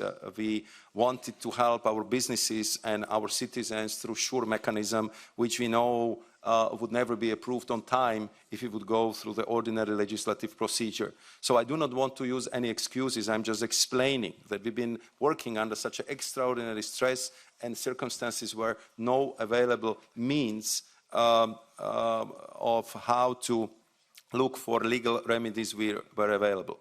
But here comes also, I would say, the commitment. Let's hope we don't have to use it in the future. They will not be struck by such a dramatic crisis as we have been. But in any case, if something like this happens and we have to use the 122, there is a clear commitment and promise from my side that I will be there together with the responsible commissioner, giving you the justification, explanations why we used Article 122. And if it comes to the dramatic situation in Valencia, I just would like to reassure you that from the side of the European Commission, we will be looking at every single possibilities, how to alleviate the immediate crisis, how to help with civil crisis mechanism, but also what we can do under the Solidarity Fund, what we can do with reprioritization of the funds available, because we saw the devastation, we saw the human tragedy, and we want to help such an important country like Spain, such an important region like Valencia. Thanks a lot.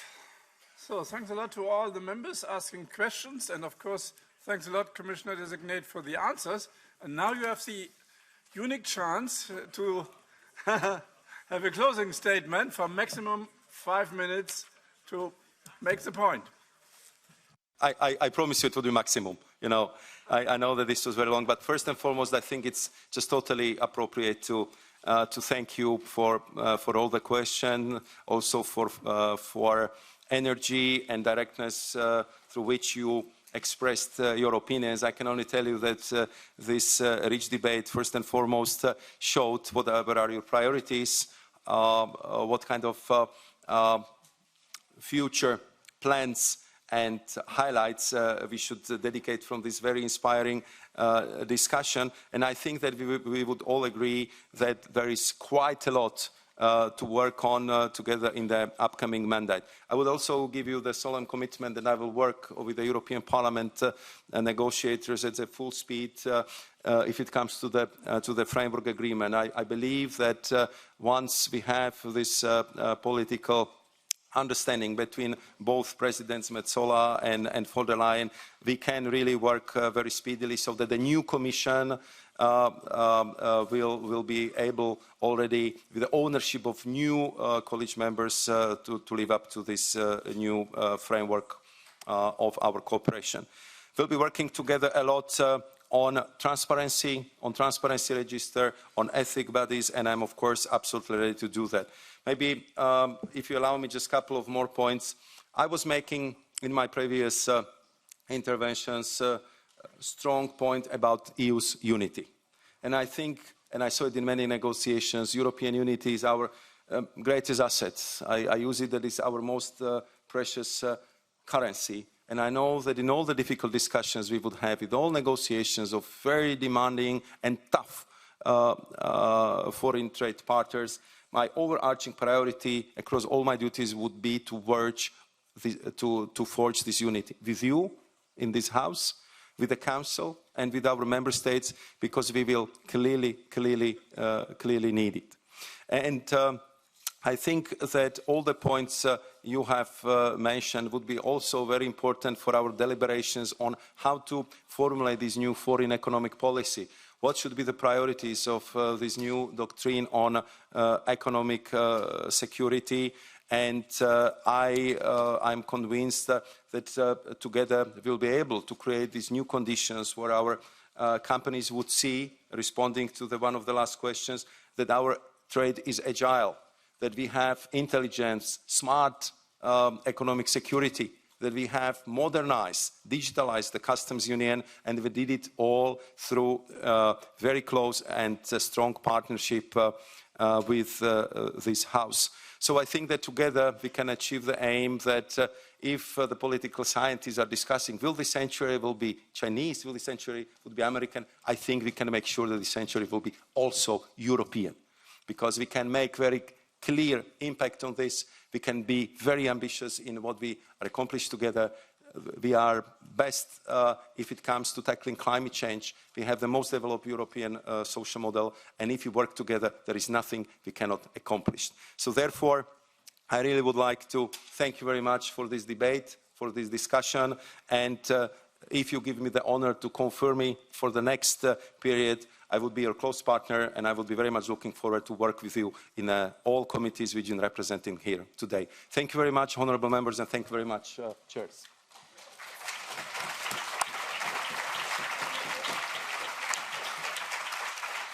Yes, thank you, Commissioner Designate. This concludes our confirmation hearing.